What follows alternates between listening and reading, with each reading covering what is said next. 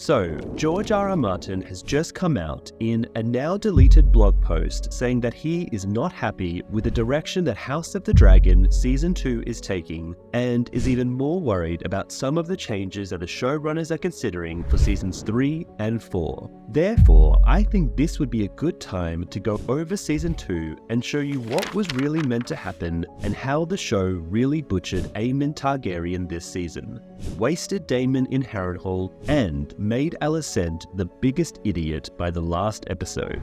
Anyway, let's begin. Did you know in the books, Rhaenyra is afraid to face Aegon in a dragon battle with the Greens despite having more dragons?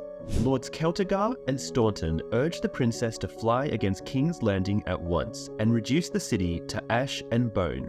"And how will that serve us, my lord?" the sea snake demanded of him. "We want to rule the city, not burn it to the ground." "It will never come to that," Celtigar insisted. "The usurper will have no choice but to oppose us with his own dragons. Our 9 must surely overwhelm his 4. "At what cost?" Princess Rhaenyra wondered. "My sons would be riding 3 of those dragons, I remind you, and it would be 9 against 4. I will not be strong enough to fly for some time yet. And who is to ride Silverwing, Vermithor, and Seasmoke? You, my lord? I hardly think so. It will be 5 against 4. And one of their 4 will be Vhagar. That is no advantage." In the books, Aegon had all the advantages at the start of the Dance of the Dragons, including the biggest and richest cities of Westeros supporting him. Old Town, King's Landing, and Lannisport. Every visible symbol of legitimacy belonged to Aegon. He sat the Iron Throne, he lived in the Red Keep, he wore the Conqueror's crown, wielded the Conqueror's sword, and had been anointed by a Septon of the Faith before the eyes of tens of thousands. Grand Maester Orwyle sat in his councils, and the Lord Commander of the Kingsguard, Criston Cole, had placed the crown upon his head. And he was male, which in the eyes of many made him the rightful king. Against all that, Rhaenyra's advantages were few. Some older lords might recall the oaths they had sworn when she was made her father's heir, though how many would still fight for her now that she was a woman wed, her body aged and thickened by 6 childbirths. At the start of the Dance of the Dragons, Aegon had already won the allegiance of the Lannisters of Castle Rock. But what are the other houses going to do? Well, the Lord Tyrell of Highgarden was a mewling boy in swaddling clothes whose mother, acting as his regent, would most likely line the Reach with her own overmighty bannermen, the Hightowers. "Storm's End will stand with us," Princess Rhaenys said, incorrectly. She herself was of that blood on her mother's side. Prince Daemon had good reason to hope that the Maid of the Vale might bring the Eyrie to their side as well. Aegon would surely seek the support of House Greyjoy, he judged. Only with the support of the Iron Islands could Aegon hope to surpass the strength of House Valyrion at sea.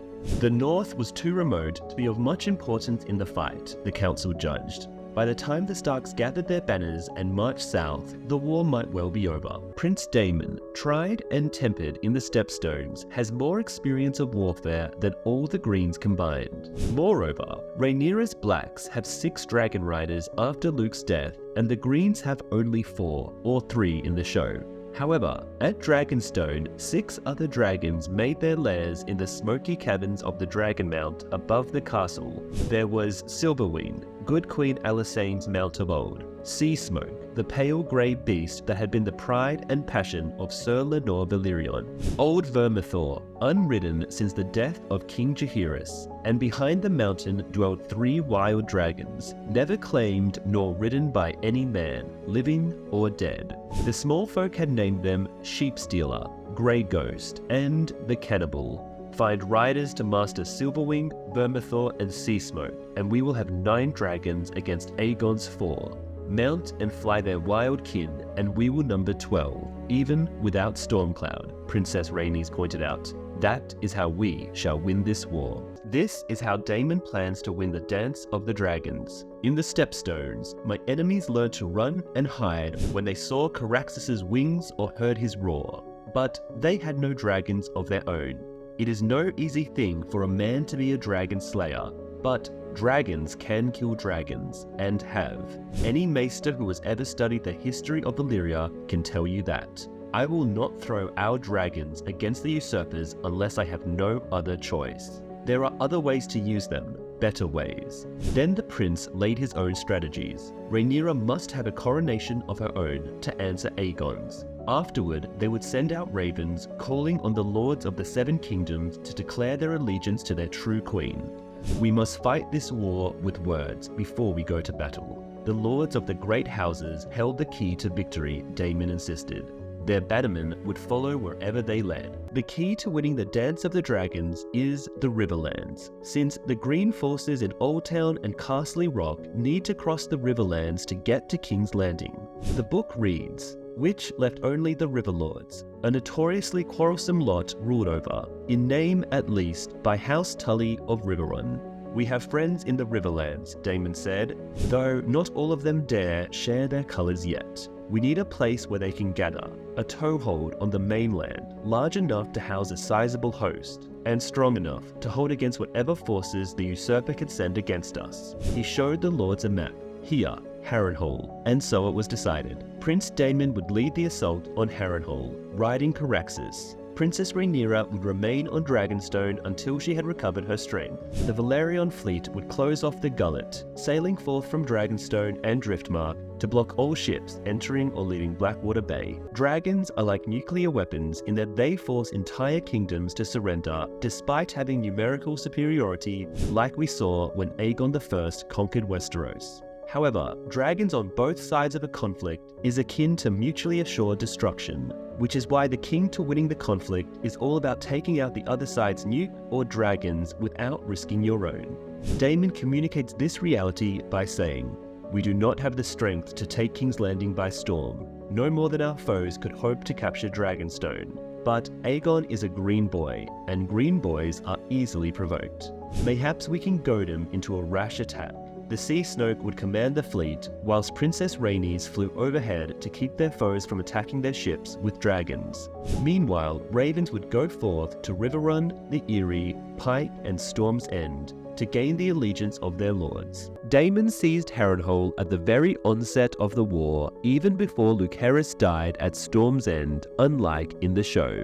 This is what the book tells us about its easy capture. Though large parts of Harren's great folly were in ruins, the castle's towering curtain walls still made it as formidable a stronghold as any in the Riverlands. But Aegon the Dragon had proved it vulnerable from the sky. With its lord, Larys Strong, away in King's Landing, the castle was but lightly garrisoned. Having no wish to suffer the fate of Black Harren, its elderly castellan Sir Simon Strong, uncle to the late Lord Lionel, great-uncle to Lord Larys, was quick to strike his banners when Caraxes lighted atop King's Spire Tower. In addition to the castle, Prince Daemon at a stroke had captured the not inconsiderable wealth of House Strong and a dozen valuable hostages. After the fall of Harrenhal to Daemon, the castle's smallfolk became his captives as well, amongst them a wet nurse named Alice Rivers. Who was this woman? A serving wench who dabbled in potions and spells, says Munkin. A woods witch, claims Septon Eustace. An enchantress, Mushroom would have us believe. Her name suggests birth. Munkin and Eustace tells us she was sired by Lord Lionel Strong in his callow youth, making her a natural half-sister to his sons, Harwin, Breakbones, and Larys the Clubfoot. But Mushroom insists that she was much older, that she was the wet nurse to both boys, perhaps even to their father a generation earlier. Alice Rivers would go on to seduce Aemon Targaryen. However, she seems to have had no effect on Daemon. Was she in truth a witch who lay with demons, bringing forth dead children as payment for the knowledge they gave her? Was she a simple-minded slattern, as Eustace believes? A wanton who uses her poisons and potions to bind men to her, body and soul. Alice Rivers was at least 40 years of age during the Dance of the Dragons. That much is known. Mushroom makes her even older. All agree that she looked younger than her years, but whether that was simple happenstance or achieved through her practice of the dark arts, men continue to dispute. Whatever her powers, it would seem Daemon Targaryen was immune to them, for little is heard of this supposed sorceress whilst the prince held Harrenhal. When Daemon seized Harrenhal, it served as a sharp reminder to the rest of Westeros of the martial prowess of Prince Daemon and the power of Caraxes, and gave the Queen a stronghold in the heart of Westeros, to which her supporters could rally. When Prince Daemon set forth his call to arms, they rose up all along the rivers, knights and men-at-arms and humble peasants who yet remembered the realm's delight, so beloved of her father, and the way she smiled and charmed them as she made her progress through the riverlands in her youth. Hundreds and then thousands buckled on their swords belts and donned their mail, or grabbed a pitchfork and a crude wooden shield, and began to make their way to Harrenhal to fight for Viserys' little girl. The Lord of the Trident, having more to lose, were not so quick to move, but soon enough they began to throw their lots in with the Queen. The Riverlands love Rhaenyra. The book tells us, from the twins rode Sir Forrest Frey, the very same Fool Frey who had once begged for Rhaenyra's hand, now grown into a most puissant knight. Lord Samwell Blackwood, who had once lost a duel for her favour, raised her banners over Raventree. Sir Amos Bracken, who had won that duel, followed his lord father when House Bracken declared for Aegon. The Moutons of Maidenpool, the Pipers of Pink Maiden Castle, the Roots of Harroway, the Daries of Dari, the Mallisters of Seaguard, and the Vances of Wayfarer's Rest all announced their support for Rhaenyra. Peter Piper, the grizzled lord of Pink Maiden, spoke for many when he said, "I swore her my sword. I'm older now, but not so old that I've forgotten the words I said. And it happens, I still have the sword." House Tully of Riverrun was supposed to support Aegon Targaryen. However, this is what happened instead. The Lord Paramount of the Trident, Grover Tully, had been an old man at the Great Council of 101, where he spoke for Prince Viserys. Though now failing, he was no less stubborn. He had favoured the rights of the male claimant in 101, and the years had not changed his views. Lord Grover insisted that Riverrun would fight for young King Aegon, yet no such word went forth. The old lord was bedridden and would not live much longer. Riverrun's maester had declared, "I would sooner the rest of us did not die with him," declared Sir Elmo Tully, his grandson. Riverrun had no defense against dragonfire, he pointed out to his own sons, and both sides in this fight rode dragons. And so, whilst Lord Grover thundered and fulminated from his deathbed, Riverrun barred its gates, manned its walls, and held its silence. This is what happened when Jace went to the Vale. The book tells us, when Jacaerys Valerion descended upon the Eyrie on his young dragon Vermax to win the Vale of Arryn for his mother. The Maiden of the Vale, Lady Jean Arryn, was 35, 20 years his senior. Never wed, Lady Jean had reigned over the Vale since the death of her father and elder brothers, and supported Rhaenyra in order to ensure her own claim to the Eyrie. Jean Arryn rules the Vale after defeating her male usurpers. Mushroom tells us that this famous maiden was in truth a high-born harlot with a ferocious appetite for men, and gives us a salacious tale of how she offered Prince Jacaerys the allegiance of the Vale only if he could bring her to her climax with his tongue.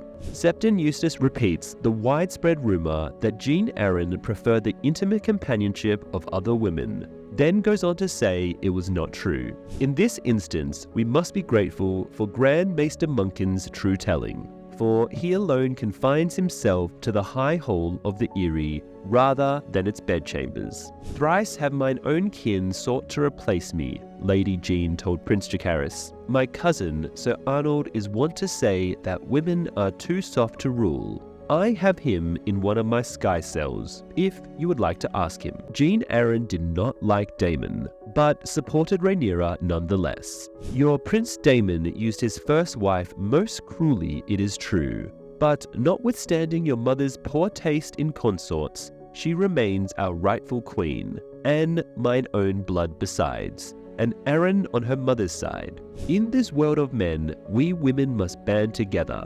The Vale and its knights shall stand with her. Her grace will grant me one request. When the prince asked what that might be, she answered, "Dragons. I have no fear of armies. Many and more have broken themselves against my bloody gate, and the Eyrie is known to be impregnable. But you have descended on us from the sky, as Queen Visenya once did during the conquest, and I was powerless to halt you. I mislike feeling powerless. Send me dragon riders. And so the prince agreed, and Lady Jean knelt before him and bade her warriors to kneel, and all swore him their swords. Who was Cregan Stark, the Lord of Winterfell Jace went to meet? Well, in Fire and Blood, we learn Cregan Stark, later known as the Old Man of the North, was only 21 years old when Prince Jaehaerys visited him in 129 AC. He inherited the lordship of Winterfell at the age of 13 following the death of his father, Lord Rickon, in 121 AC. During his minority, his uncle Bernard acted as regent and ruled the north. However, when Cregan turned 16 in 124 AC, he found his uncle reluctant to relinquish power. This led to growing tensions between them as Cregan chafed under his uncle's authority. Finally, in 126 AC, Cregan Stark rebelled, imprisoned Bernard and his 3 sons, and assumed control of the north. Shortly after, he married Lady Ara Nori, his beloved childhood companion, but she tragically died in 128 AC while giving birth to their son and heir, whom Cregan named Rickon after his father. Supposedly Jaehaerys slept with and married Cregan Stark's bastard sister. Mushroom tells us there was a young maiden whom he calls the Wolf Girl, named Sarah Snow. Prince Jaehaerys was so captivated by this girl, a bastard daughter of the late Lord Rickon Stark, that he spent the night with her. When Lord Cregan learned that his guest had taken the maidenhead of his bastard sister, he was furious. His anger only subsided when Sarah Snow revealed that the prince had married her. They had exchanged vows in Winterfell's Godswood before a heart tree, and only then had she given herself to him, wrapped in furs amidst the snows under the watchful eyes of the old gods. Though this tale is charming, like many of Mushroom's stories, it seems more like a salacious imagination than anything historical. However, it does mirror the story of Rhaegar and Lyanna quite a bit. Jace is reported to have cheated on Baelor with Cregan's sister, who is a Lyanna Stark clone. Jace had been betrothed to his cousin Baelor since he was 4 and she was 2. And even though it seems very unlikely he would break such a solemn oath to marry a supposed half-wild, unwashed northern bastard named Sarah Snow, this kind of matches the story of Rhaegar and Lyanna falling in love despite both of them being meant for other people. This is what happened when Jace met Cregan Stark. The text tells us that Vermax carried Jaehaerys Valyrion to Winterfell to negotiate with its formidable young lord, Cregan Stark. When the Prince of Dragonstone arrived, autumn was well underway, yet Cregan welcomed Jaehaerys warmly. The harsh northern climate made Vermax ill-tempered, so the prince did not stay long among the northerners. However, Cregan and Jaehaerys quickly grew fond of each other, as the boy prince reminded Cregan of his own younger brother, who had died 10 years earlier. They drank, hunted, and trained together, ultimately swearing an oath of brotherhood sealed in blood. Cregan Stark and Jaehaerys Valyrion reached an accord and signed and sealed the agreement that Grand Maester Munkin calls the Pact of Ice and Fire in his true telling. Like many such pacts, it was to be sealed with a marriage between the 2 men's children when they came of age. Lord Cregan's son, Rickon, was a year old. Prince Jaehaerys was as yet unmarried and childless, but it was assumed that he would sire children of his own once his mother sat the Iron Throne. Under the terms of the pact, the prince's firstborn daughter would be sent north at the age of 7, to be fostered at Winterfell until such time as she was old enough to marry Lord Cregan's heir to bind the 2 houses together. Here's a general comparison of key characters' ages in Season 2 of House of the Dragon compared to the books. Rhaenyra Targaryen is both 32 years old in the books and Season 2 of the show. Daemon Targaryen is both 48 years old in the books and show, which Matt Smith does not look like. Alicent Hightower's age in the TV series is around Rhaenyra's age of 32, but in the books she was 41 years old. Aegon II Targaryen is 22 years old in both the books and show. Aemon Targaryen is 19 years old in both the books and show. Helaena Targaryen is 20 years old in both the books and show. Jacaerys Velaryon is both 15 years old in the books and show. Lucerys Velaryon was 14 years old. Joffrey Velaryon is 12 in the books, but his age at the end of Season 1 is not 12. Daeron Targaryen, who is Alicent's youngest son, is 15 in the books, but yet to be seen in the show. This was the Greens' reaction to Luke's death, and with his death, the war of ravens and envoys and marriage pacts came to an end, and the war of fire and blood began in earnest. Aemon Targaryen, who would henceforth be known as Aemon the Kinslayer to his foes, returned to King's Landing having won the support of Storm's End for his brother Aegon. If he thought to receive a hero's welcome, he was disappointed. Queen Alicent went pale when she heard what he had done, crying, "Mother, have mercy on us all." Nor was Sir Otto pleased.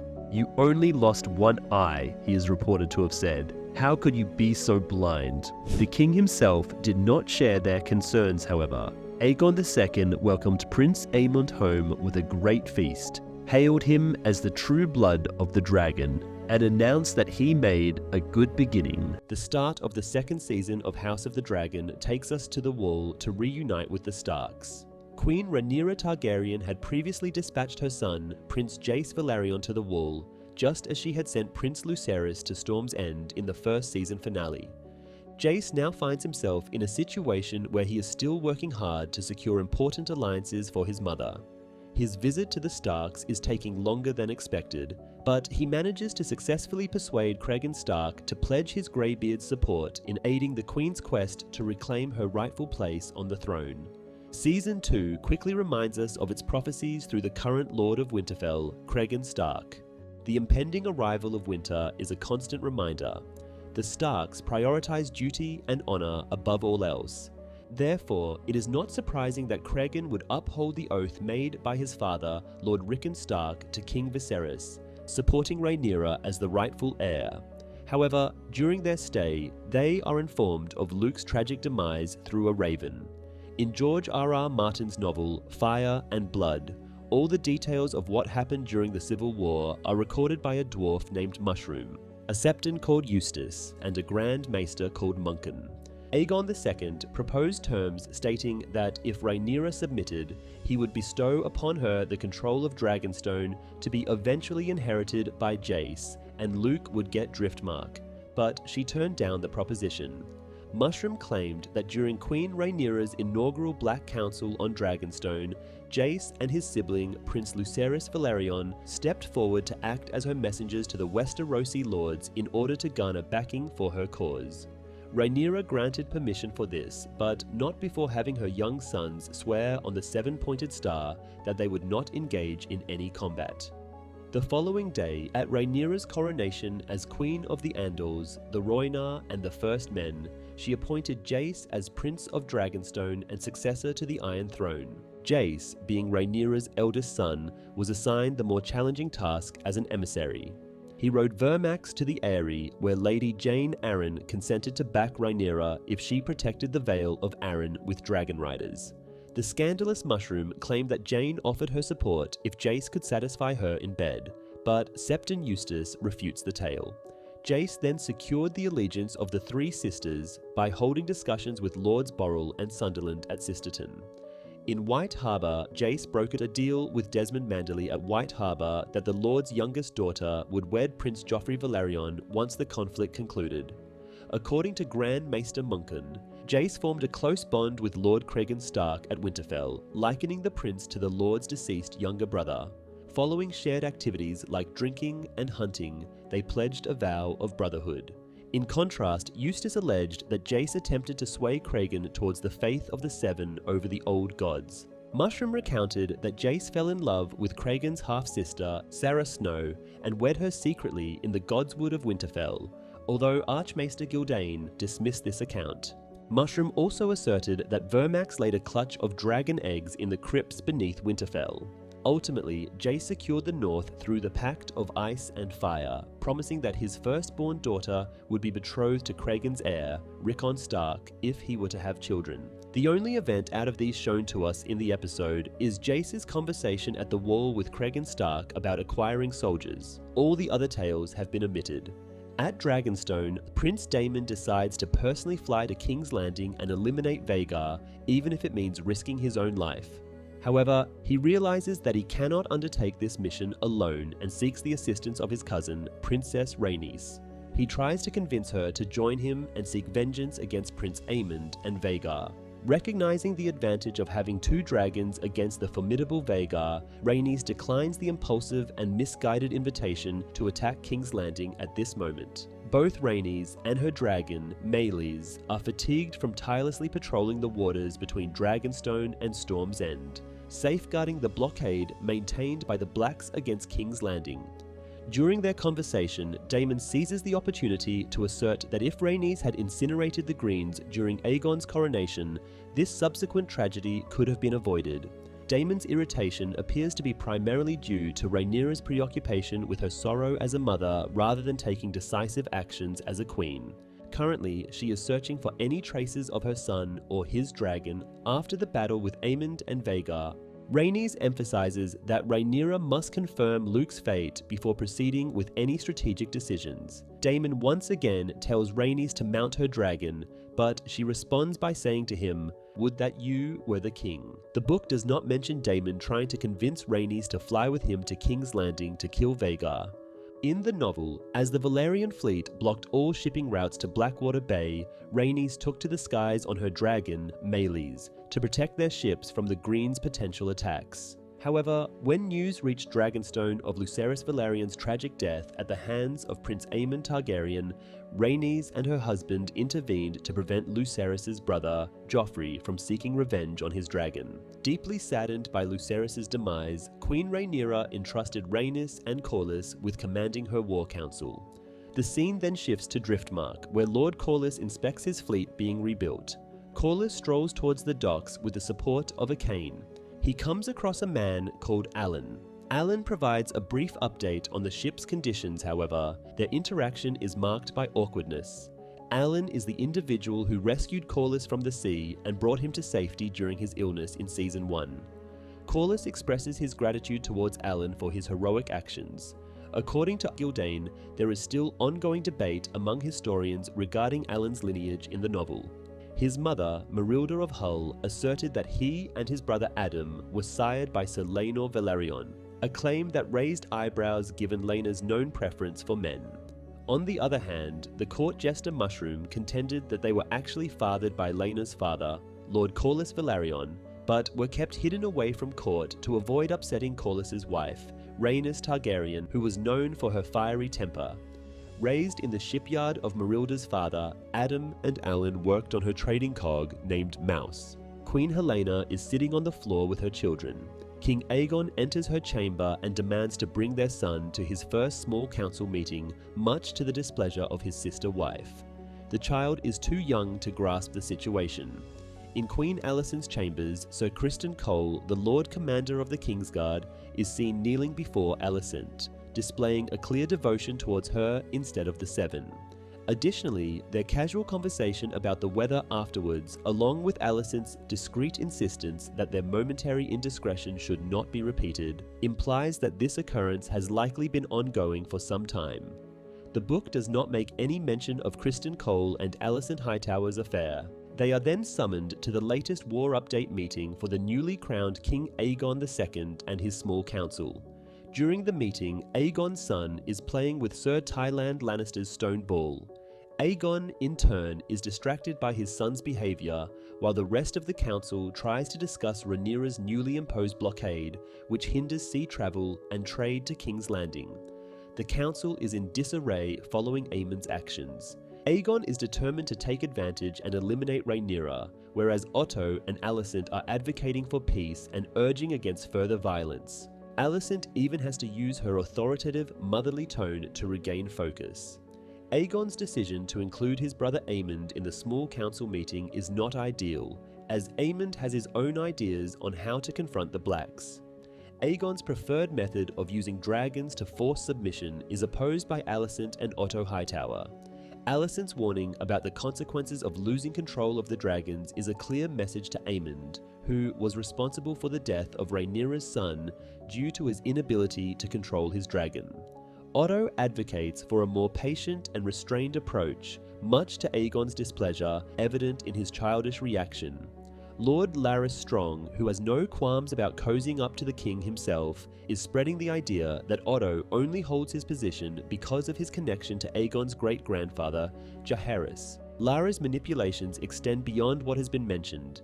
He discreetly informs Alicent that he has taken the liberty of hiring a completely new staff for her after eliminating the maids who were discovered to be spies for the notorious White Worm in the previous season. However, there is still a lingering suspicion that these new maids may be spies for Larys himself. In the book, after the death of King Viserys in 129 AC, Larys found himself aligned with the Green faction within the court.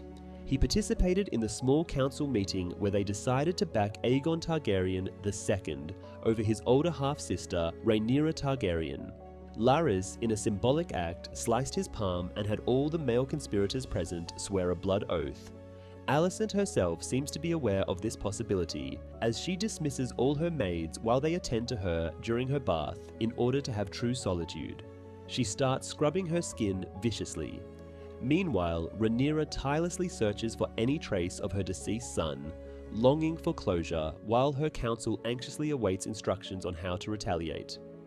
She follows a path that leads her to the beach where Arax's remains have washed ashore. The immediate reaction of the public to a dragon landing nearby is to flee in fear, giving Rhaenyra the opportunity to investigate the entangled fishing net herself. Among the remnants, she finds a dragon wing and some of Luke's clothing, confirming her worst fears.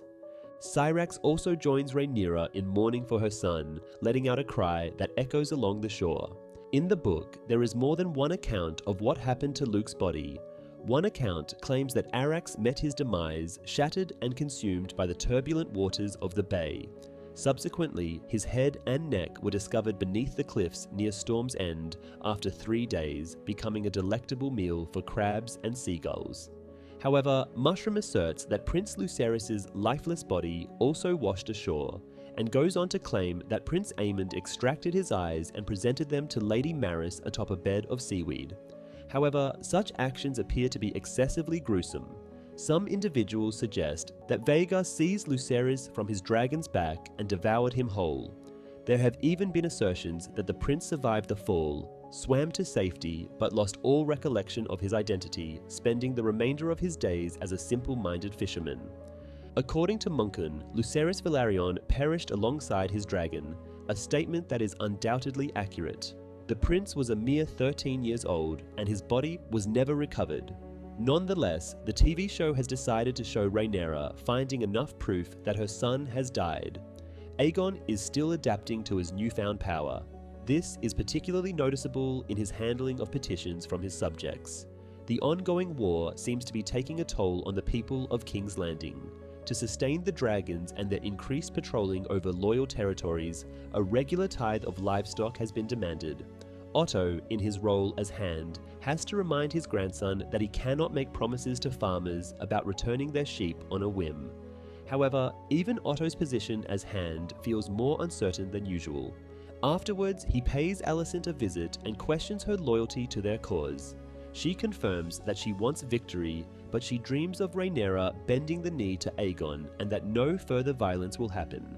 It is disheartening that even her own father, whom she should be able to trust, appears to undermine her in front of her children on numerous occasions. Nevertheless, Otto now understands how crucial it is for Alicent to have him on her side, especially while they wait for Aegon to grow weary of ruling so they can regain control. Near Dragonstone, the White Worm is discovered on one of the ships. As Daemon himself discovers the spy, Mysaria, however, due to Mysaria's willingness to accept money from their enemies in exchange for information, she is viewed more as a prisoner of war rather than a potential ally. Upon Rhaenyra's return to Dragonstone, her sorrow drives her to seek vengeance for her son. The only thing the Queen demands from her council is her half-brother, Aemond Targaryen. In the book, Rhaenyra refrains from calling for Aemon's demise. Following Rhaenyra's sorrowful demand for Aemon's execution, Daemon devises his own plan for vengeance by hiring assassins to secretly enter the palace and assassinate the prince. He proposes a deal to Mysaria. If she provides him with relevant information on how to infiltrate the Red Keep without being detected, she will earn her freedom. Among these assassins is a member of the City Watch's Goldcloaks who secretly remains loyal to Daemon, as well as a resident royal ratcatcher who possesses detailed knowledge of the Red Keep's layout. However, a sense of uncertainty lingers regarding their course of action if they are unable to locate him. In Fire and Blood, Daemon's focus lies elsewhere as he does not pursue Aemond, at this stage at least, nor does he personally journey to King's Landing. Daemon recognizes that the most impactful move is to eliminate one of Aegon's successors, just as Aemon did with Rhaenyra. Daemon from Harrenhal sends a message to the Black Council on Dragonstone seeking vengeance for Lucerys. In the episode, Criston and Aemond arrange a separate plan of attack, which is independent of Aegon or the Small Council. After being confronted by Otto about it, Aemond claims loyalty to the crown, but it seems that no one, especially his own grandfather, is convinced by his words. Upon infiltrating the Red Keep, Blood and Cheese manage to evade Aegon, who is intoxicated on the Iron Throne, and make their way to the royal quarters. Despite their efforts, they are unable to locate Aemond. To throw off any potential pursuers, Cheese sets up rat traps along their path. In a different set of chambers, however, the assassins stumble upon Helaena in solitude, with her two slumbering children peacefully resting in their beds. Recalling Daemon's ominous words, "A son for a son," and unwilling to return empty-handed, they demand that the queen make a choice between her slumbering offspring, as they cannot discern the gender of either child with a mere glance. Initially hesitant, Helaena offers them her adorned jewelry as a potential substitute, hoping it will appease their demands. Yet, when pressed further, she reluctantly points a trembling finger towards Jaehaerys. Even then, the assailants themselves pause, questioning whether the queen is attempting to deceive them into sacrificing a less valuable child. However, a single glance at Helaena confirms that she is genuinely surrendering the heir to the Iron Throne to be mercilessly slain. Grasping her surviving daughter, Helaena flees from the room, accompanied by the horrifying echoes of her firstborn son and the future ruler of the Iron Throne being brutally stabbed and beheaded. The haunting sounds reverberate throughout the Red Keep until they reach the confines of her mother's chamber, where, unsurprisingly, Alicent and Criston are once again engaged in their tumultuous affair. Collapsing to the floor, Helaena clings to her daughter, initially appearing numb to the world around her. However, as she gazes at Alicent with unwavering determination, she utters, almost serenely, "They killed the boy." In Martin's writing, Helaena and Aegon have 3 children, 6-year-old twins Jaehaerys and Jaehaera, and their 2-year-old son, Maelor. The pivotal moment in the Blood and Cheese scene, which intensifies its disturbing nature and leaves a lasting impact, goes beyond the mere death of a child. What truly makes it sickening is the fact that the self-proclaimed debt collectors force Helaena to make an impossible choice, deciding which of her sons will live, only to then kill the son she desperately tried to save instead of the one she condemned to death. On her knees, weeping, Helaena named her youngest Maelor. Perhaps she thought the boy was too young to understand, or perhaps it was because the older boy, Jaehaerys, was King Aegon's firstborn son and heir, next in line to the Iron Throne. "You hear that, little boy?" Cheese whispered to Maelor. "Your mama wants you dead." With a sinister grin exchanged between them, Blood, the colossal swordsman, mercilessly ended Prince Jaehaerys' life, severing the young boy's head with a single, devastating strike. The queen's anguished screams pierce the air. Furthermore, within the book, the killing of Jaehaerys occurs in Alicent's chamber rather than in Helena's. Blood and Cheese restrain Alicent and exploit her as a lure, anticipating Helaena and the children to enter and bid goodnight before apprehending them. Criston Cole pledged his loyalty as Alicent Hightower's personal protector after the rift between him and Rhaenyra. However, in the second season, it has now been confirmed there is a romantic connection, which is a show-only inclusion and not in the books. They have a total of 2 love scenes together in the first episode. After the first encounter, Alicent tells him that they shouldn't do this again, but by the end of the episode, they have another intimate moment. However, this comes at the cost of not protecting the Queen and heir to the Iron Throne, who should have been better protected, which is Cole's job.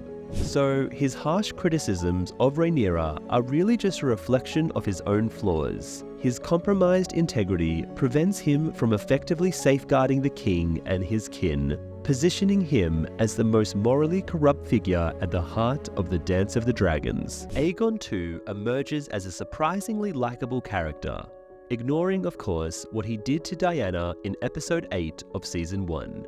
Aegon was actually pretty nice, wanting to return sheep to the shepherd and feeling bad that the guy came all this way. Not only that, but he was also the funniest character in the episode for this season, with his interactions with his wife and the rats being humorous. His conversations with Larys, his boys on the Iron Throne, and letting his son annoy Tywin Lannister at the small council meeting brought much needed levity. He's kind of like Joffrey, doing what he wants, but isn't sadistic.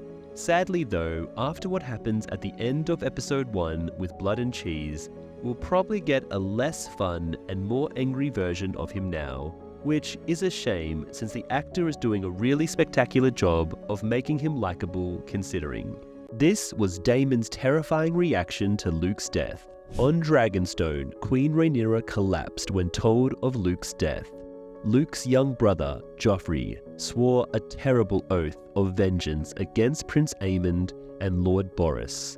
As the Black Council sat to consider how to strike back, a raven appeared from Harrenhal. "An eye for an eye, a son for a son," Prince Daemon wrote. "Lucerys shall be avenged." Let it not be forgotten, in his youth, Daemon Targaryen had been the Prince of the City, his face and laugh familiar to every cut purse, whore, and gambler in Flea Bottom. The prince still had friends in the low places of King's Landing and followers amongst the Goldcloaks. Unbeknownst to King Aegon, the Hand, or the Queen Dowager, he had allies at court as well, even on the Green Council. Why didn't Daemon go and commit Blood and Cheese himself? He knows the layout of the Red Keep better than anyone else, as we saw in Season 1. He could have easily brought a group of men with him, overwhelmed Aemond, and then fled, essentially winning the war because he could then escape back to Dragonstone and have Rhaenyra deploy all her dragons against King's Landing, and without Vhagar, it would be an easy victory for the Blacks. However, what makes more sense is what happened in the book, with Daemon holding Harrenhal and deploying 2 of his men to take vengeance, and Daemon is mentioned as having friends on the small council who allowed this attack to occur, being Larys Strong, who was theorized as wanting both the Blacks and Greens to wipe each other out. So he allowed this attack to further exuberate the war between Aegon and Rhaenyra, with no chance of there being peace. Daemon had a special friend who he trusted utterly, who knew the wine sinks and rat pits that festered in the shadow of the Red Keep, as well as Daemon himself. Amidst the stews of Flea Bottom, Prince Daemon's go-between found suitable instruments. One had been a sergeant in the City Watch, big and brutal. He had lost his gold cloak for beating a whore to death whilst in a drunken rage. The other was a rat catcher in the Red Keep. Their true names are lost to history. They are remembered as Blood and Cheese. Cheese knew the Red Keep better than the shape of his own, Mushroom tells us. The hidden doors and secret tunnels that Maegor the Cruel had built were as familiar to the Ratcatcher as the rats he hunted. Using a forgotten passageway, Cheese led Blood into the heart of the castle, unseen by any guard. This is how Blood and Cheese got into the Red Keep. The Tower of the Hand was less secure. The 2 men crept up through the walls, bypassing the spearmen posted at the tower doors. So Otto's rooms were of no interest to them. Instead, they slipped into his daughter's chambers 1 floor below. Queen Alicent had taken up residence there after the death of King Viserys, when her son Aegon moved into Maegor's holdfast with his own queen. Once inside, Cheese bound and gagged the Dowager Queen, whilst Blood strangled her bedmaid. Then they settled down to wait, for they knew it was the custom of Queen Helena to bring her children to see their grandmother every evening before bed. Blind to her danger, the queen appeared as dusk was settling over the castle, accompanied by her 3 children. Jaydeewis and Jaheira were 6, Maelor 2. King Aegon and Queen Helena are known to have 2 children, Jaydeewis and Jaheira. By having only one male heir, the story simplifies the blood and cheese conflict when Helena is captured and compelled to identify the male heir among the 2 children. She unhesitantly points at Jaydeewis. While Blood suspects a possible ruse, Cheese can discern that she is speaking the truth. The reasoning behind Helena's choice remains unclear, but maybe she possesses prior knowledge of Jaydeewis's destiny. In the books, before singling out a child, Helena bravely offers herself as a sacrifice to the assassins, a stark contrast to the show where she instead presents her valuable necklace. In the book, the assassins tasked with carrying out the deadly deed struggle to differentiate between the 2 brothers. Helena has a younger son named Maelor, whom she decides should be killed to spare the life of Jaydeewis. However, Blood and Cheese ignored her wishes and killed Jaydeewis instead. Cheese threatened Helena to pick one of her boys to die or Blood would her daughter. As they entered the apartments, Helena was holding Maelor's little hand and calling out her mother, Queen Alicent's name. Blood barred the door and slew the queen's guardsman, whilst Cheese appeared to snatch up Maelor. "Scream and you all die," Blood told her grace. Queen Helena kept her calm, it is said. "Who are you?" she demanded of the 2. "Debt collectors," said Cheese. "An eye for an eye, a son for a son. We only want the one to square things. Won't hurt the rest of you fine folks, not one little hair. Which one you want to lose, your grace?" Once she realized what he meant, Queen Helena pleaded with the man to kill her instead. "A wife's not a son," said Blood. "It has to be a boy." Cheese warned the girl to make a choice soon, before Blood grew bored and her little girl. Did you know, in the books, this is how Cheese forced Helena to order the death of her own son. He told her, "Pick, or we kill them all." On her knees, weeping, Helena named her youngest, Maelor. Perhaps she thought the boy was too young to understand. Or perhaps it was because the older boy, Jaydeewis, was King Aegon's firstborn son and heir. "You hear that, little boy?" Cheese whispered to Maelor. "Your mama wants you dead." Then he gave Blood a grin, and the hulking swordsman slew Prince Jaydeewis, striking off the boy's head with a single blow. The queen began to scream. Strange to say, the rat catcher and the butcher were true to their word. They did no further harm to Queen Helena or her surviving children, but rather fled with the prince's head in hand. A hue and cry went up, but Cheese knew the secret passageways as the guards did not, and the killers made their escape. Did you know, in the books, this is how Blood was captured? 2 days after, Blood was seized at the Gate of the Gods trying to leave King's Landing with the head of Prince Jaydeewis hidden in one of his saddle sacks. Under torture, he confessed that he had been taking it to Harrenhal to collect his reward from Prince Daemon. He also gave up a description of the whore he claimed had hired them, an older woman, foreign by her talk. The other harlots called her Misery. After 13 days of torment, Blood was at last allowed to die. Queen Alicent had commanded Larys Clubfoot to learn his true name so that she might bathe in the blood of his wife and children, but our sources do not say if this occurred. Sir Luther Largent and his gold cloaks searched the Street of Silk from top to bottom, but no trace of Cheese or the White Worm was ever found. This was Aegon, Otto, Helena, and Alicent's reaction to the Blood and Cheese incident. In his grief and fury, King Aegon II commanded that all of the city's rat catchers be taken out and hanged, and this was done. Though Blood and Cheese had spared her life, Queen Helena cannot be said to have survived that fateful dusk. Afterward, she would not eat, nor bathe, nor leave her chambers, and she could no longer stand to look upon her son Maelor, knowing that she had named him to die.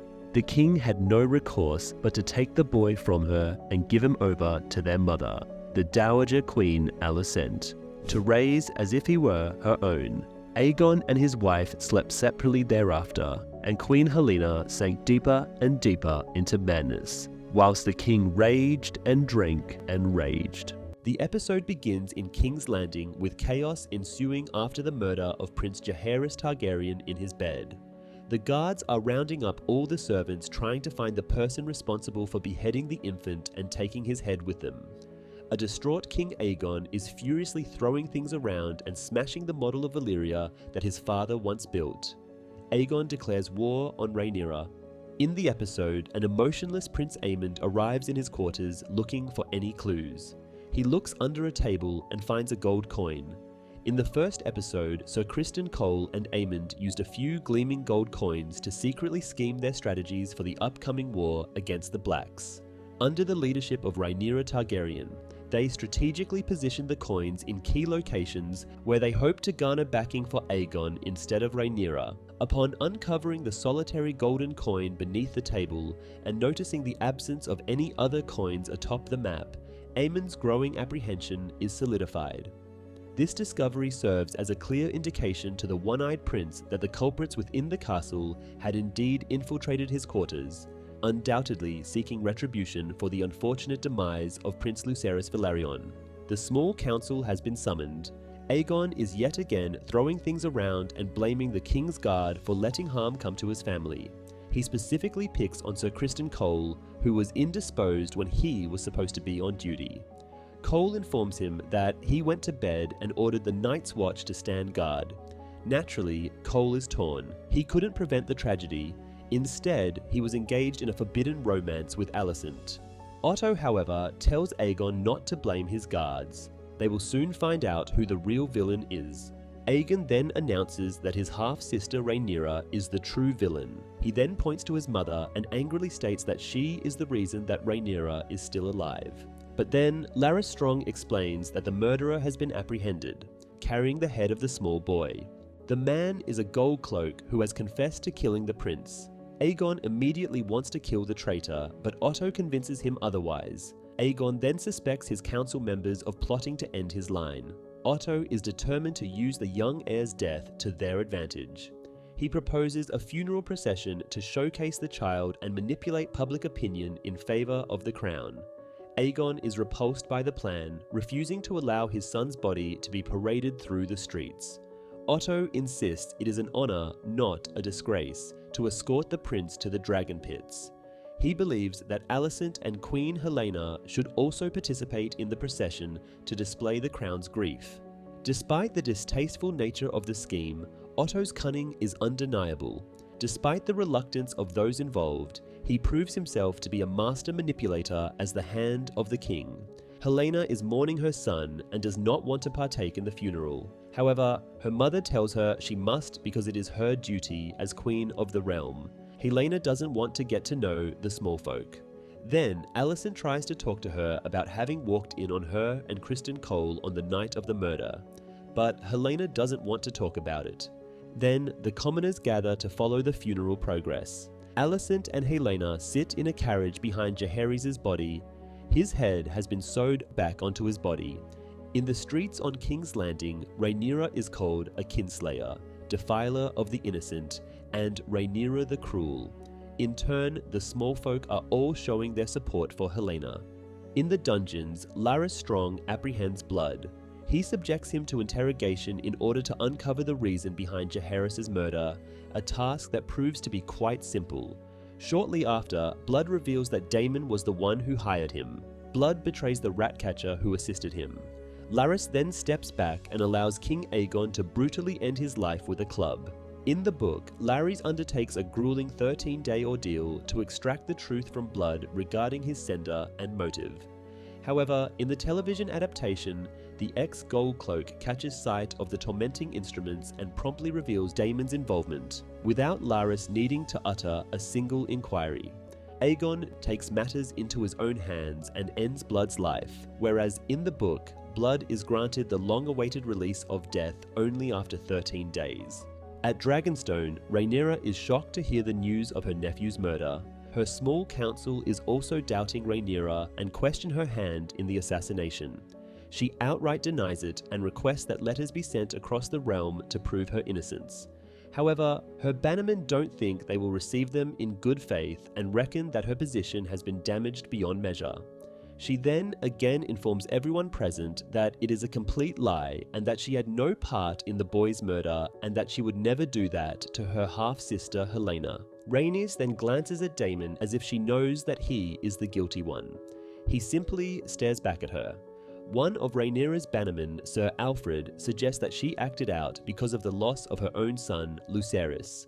Rhaenyra is angered and states that she could never have a child decapitated, and Rhaenys takes her side. As Rhaenyra sits down, she looks over at Daemon and realizes that he is the one who has committed the crime.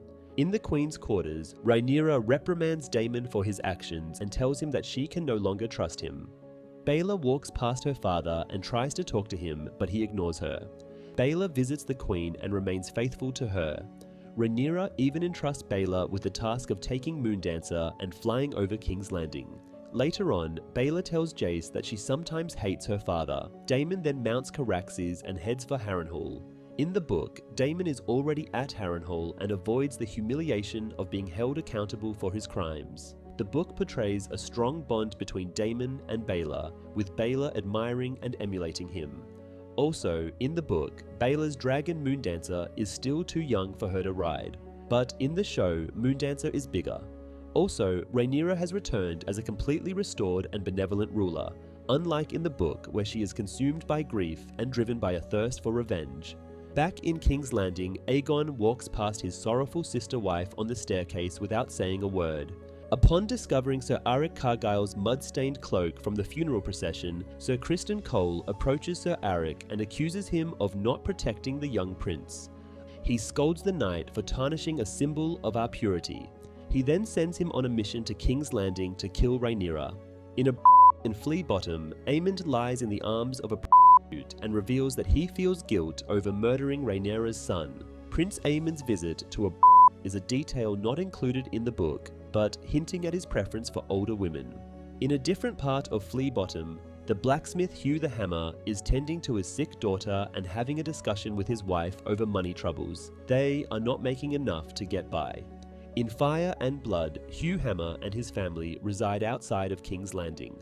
They can be found on Dragonstone or maybe even Driftmark. In Driftmark, Alan, the new sailor who saved Corlys from pirates, has met with his brother Adam. Adam tells Alan that he needs to sail with the Sea Snake and that Lord Corlys owes the both of them without elaborating. Adam of Hull on the show showcases his skills as a shipwright, but in Fire and Blood he takes on the role of a sailor on his mother's ship. There seems to be a reversal of roles between the book and the show. In the book, Alan is portrayed as younger, ambitious, and full of enthusiasm. However, in the show, it seems that Alan is more cautious and reluctant to join Corlys, displaying a grounded nature and fear of the impending war. Later, while Adam is enjoying some time on the beach, a majestic dragon soars above him. It's highly likely that this dragon is Sea Smoke, the very same dragon that Adam eventually becomes the rider of in Fire and Blood. In Driftmark Castle, Corlys and Rhaenys lie in bed and discuss Daemon's disloyalties. Rhaenys deduces that Daemon doesn't like being controlled. Corlys, on the other hand, admits that he himself doesn't mind being controlled, and the two share a heartfelt moment. Rhaenys finally adds that she will remain loyal to Rhaenyra and make sure that she doesn't falter.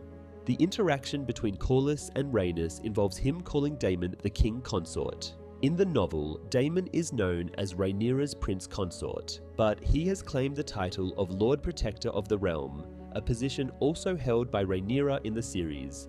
Lady Mysaria is brought to Rhaenyra's quarters to discuss her role in Jaehaerys' assassination. Mysaria admits to giving Daemon 2 names in exchange for her freedom. Rhaenyra then remembers Mysaria from long ago as Daemon's mistress. Rhaenyra then asks Mysaria how she obtained the scar on her neck, to which she doesn't reply. Rhaenyra makes true on Daemon's promise and offers her her freedom. In King's Landing, the king has ordered the execution of every ratcatcher in the city and hangs their decaying bodies from the castle walls. Among them hangs the actual ratcatcher who killed the prince. A furious Otto enters the king's quarters and belittles him for ordering the executions. Otto calls him as irresponsible and self-centered. Aegon informs Otto that they have sent Sir Arik to Dragonstone to kill Rhaenyra. Otto is even more astonished and angered by this. Subsequently, Aegon tells Otto to remove his badge and hand it over to Cole.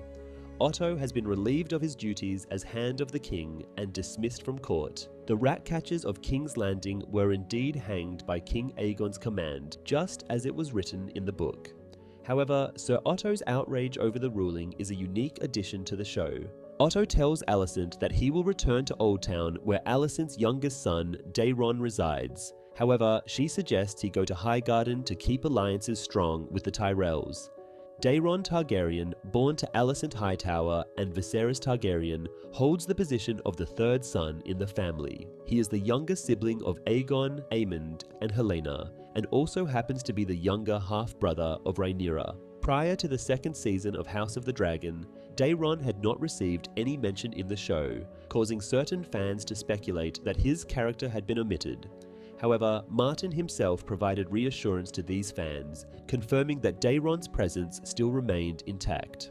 At the start of the Dance of the Dragons, Daeron finds himself in Oldtown serving as a squire under the guidance of Lord Aemond Hightower. Engaging in a conflict known as the Battle of the Honeywine, the Targaryen prince significantly alters the course of the battle by utilizing his dragon Tessarion. Recognizing his valor and prowess, Aemond bestows knighthood upon Daeron, henceforth dubbing him as Daeron the Daring. Regarding Otto, Fire and Blood provides limited information about his fate after Aegon removes him from the position of Hand of the King. In fact, his name is only mentioned 3 more times after that. Although Otto mentions his intention to return to Oldtown in this episode, what lies ahead for him is still uncertain. The book stays true to the dismissal of Sir Otto Hightower and Alicent's defense of him, but the show takes a new twist by sending him to Highgarden to negotiate with the Tyrells. In the books, his nephew Lord Aemond Hightower of Oldtown was responsible for handling rebellions in the Reach. Sir Arik arrives at Dragonstone and pretends to be his brother. He sneakily moves about the castle until he reaches Rhaenyra's bedchamber. He enters her room and draws his sword. Suddenly, his twin Sir Eric appears and the two engage in a fierce battle until Sir Eric emerges as the victor. However, overwhelmed by the guilt of killing his own flesh and blood, he tragically falls upon his own sword. It was thanks to Mysaria that Sir Eric reached Rhaenyra in time because she spotted the imposter on the beach. Arik and Eric's duel, immortalized in Fire and Blood, may have some intriguing deviations from the original tale. Surprisingly, Rhaenyra's involvement remains absent from the historical account, and consequently, Eric's valiant arrival to defend her is also omitted. As for the specifics of the fight, various narratives emerge, leaving us uncertain of the exact sequence of events. Nevertheless, the ultimate outcome remains unchanged. Both brothers meet their tragic demise. In the source material, the twins battled relentlessly for what seemed like an eternity. The resounding clash of their swords echoed through the halls, rousing half of the Queen's court from their slumber. Yet, the helpless onlookers could only bear witness, unable to discern one brother from the other. In a heart-wrenching finale, Sir Arik and Sir Eric inflicted fatal wounds upon each other, their tear-stained faces pressed together as they had their last breaths. Mushroom's version is brief, filled with bitterness and downright vicious. According to him, the battle was over in a flash. No words of love were exchanged. Instead, the Cargill brothers accused each other of treachery as they fought. Sir Eric, positioned above his twin brother on the final fight, delivered the fatal blow first, a brutal downward strike that nearly severed his brother's sword arm at the shoulder. However, as Sir Arik fell, he managed to grab his killer's white cloak and drive a dagger deep into his stomach. Sir Arik perished before the guards arrived, but Sir Eric suffered for 4 agonizing days from his gut wound, screaming in agony and cursing his betrayer until his final breath. Mysaria did not play a role in stopping Rhaenyra's murder in the novel, and her interactions with the Queen are a unique addition to the show. The episode ends with Alicent not comforting her crying son. Instead, she heads back to her quarters. There, she finds Cole out of his armor. She starts hitting him. They then share another passionate night. Again, the bond between Alicent and Cole is show only. Aemond Targaryen's fondness for older women can be traced back to George R.R. Martin's Fire and Blood. However, in episode 2 of season 2, Aemond's brothel scene sheds light on his complicated dynamic with his mother, Alicent, who holds him responsible for sparking the war by taking Prince Lucerys Velaryon's life, a fact Aemond himself acknowledges. Aemond's strained relationship with his mother could be pushing him to search for maternal solace and love, especially as he struggles with the burden of guilt. Aemond lies completely naked in the arms of a prostitute, bearing not only his body, but also his vulnerability that he constantly hides from the world. He even takes off his eye patch, revealing the scar to her. However, this relationship seems to be over, which might lead him to forming a connection with Alice Rivers. After the fall of Harrenhal, Aegon began to blame Otto Hightower. "Do something," he demanded of Sir Otto. The Hand assured him that something was being done. He had hatched a plan to break the Valyrian blockade. One of the chief pillars of support for Rhaenyra's claim was her consort, yet Prince Daemon represented one of her greatest weaknesses as well. The prince had made more foes than friends during the course of his adventures. Sir Otto Hightower reached across the narrow sea to the prince's enemies, the Kingdom of the Three Daughters. By itself, the royal fleet lacked the strength to break the sea snake's chokehold on the gullet, and King Aegon's overtures to Dalton Greyjoy of Pike had thus far failed to win the Iron Islands to his side. The combined fleets of Tyrosh, Lys, and Mia would be more than a match for the Valyrians, however. This is who Daemon fought in episode 3 of House of the Dragon. Even though Criston Cole was made Hand of the King in the books, book and show Criston Cole are not the same people. Book Criston is cold and calculating and is often referred to as the Kingmaker.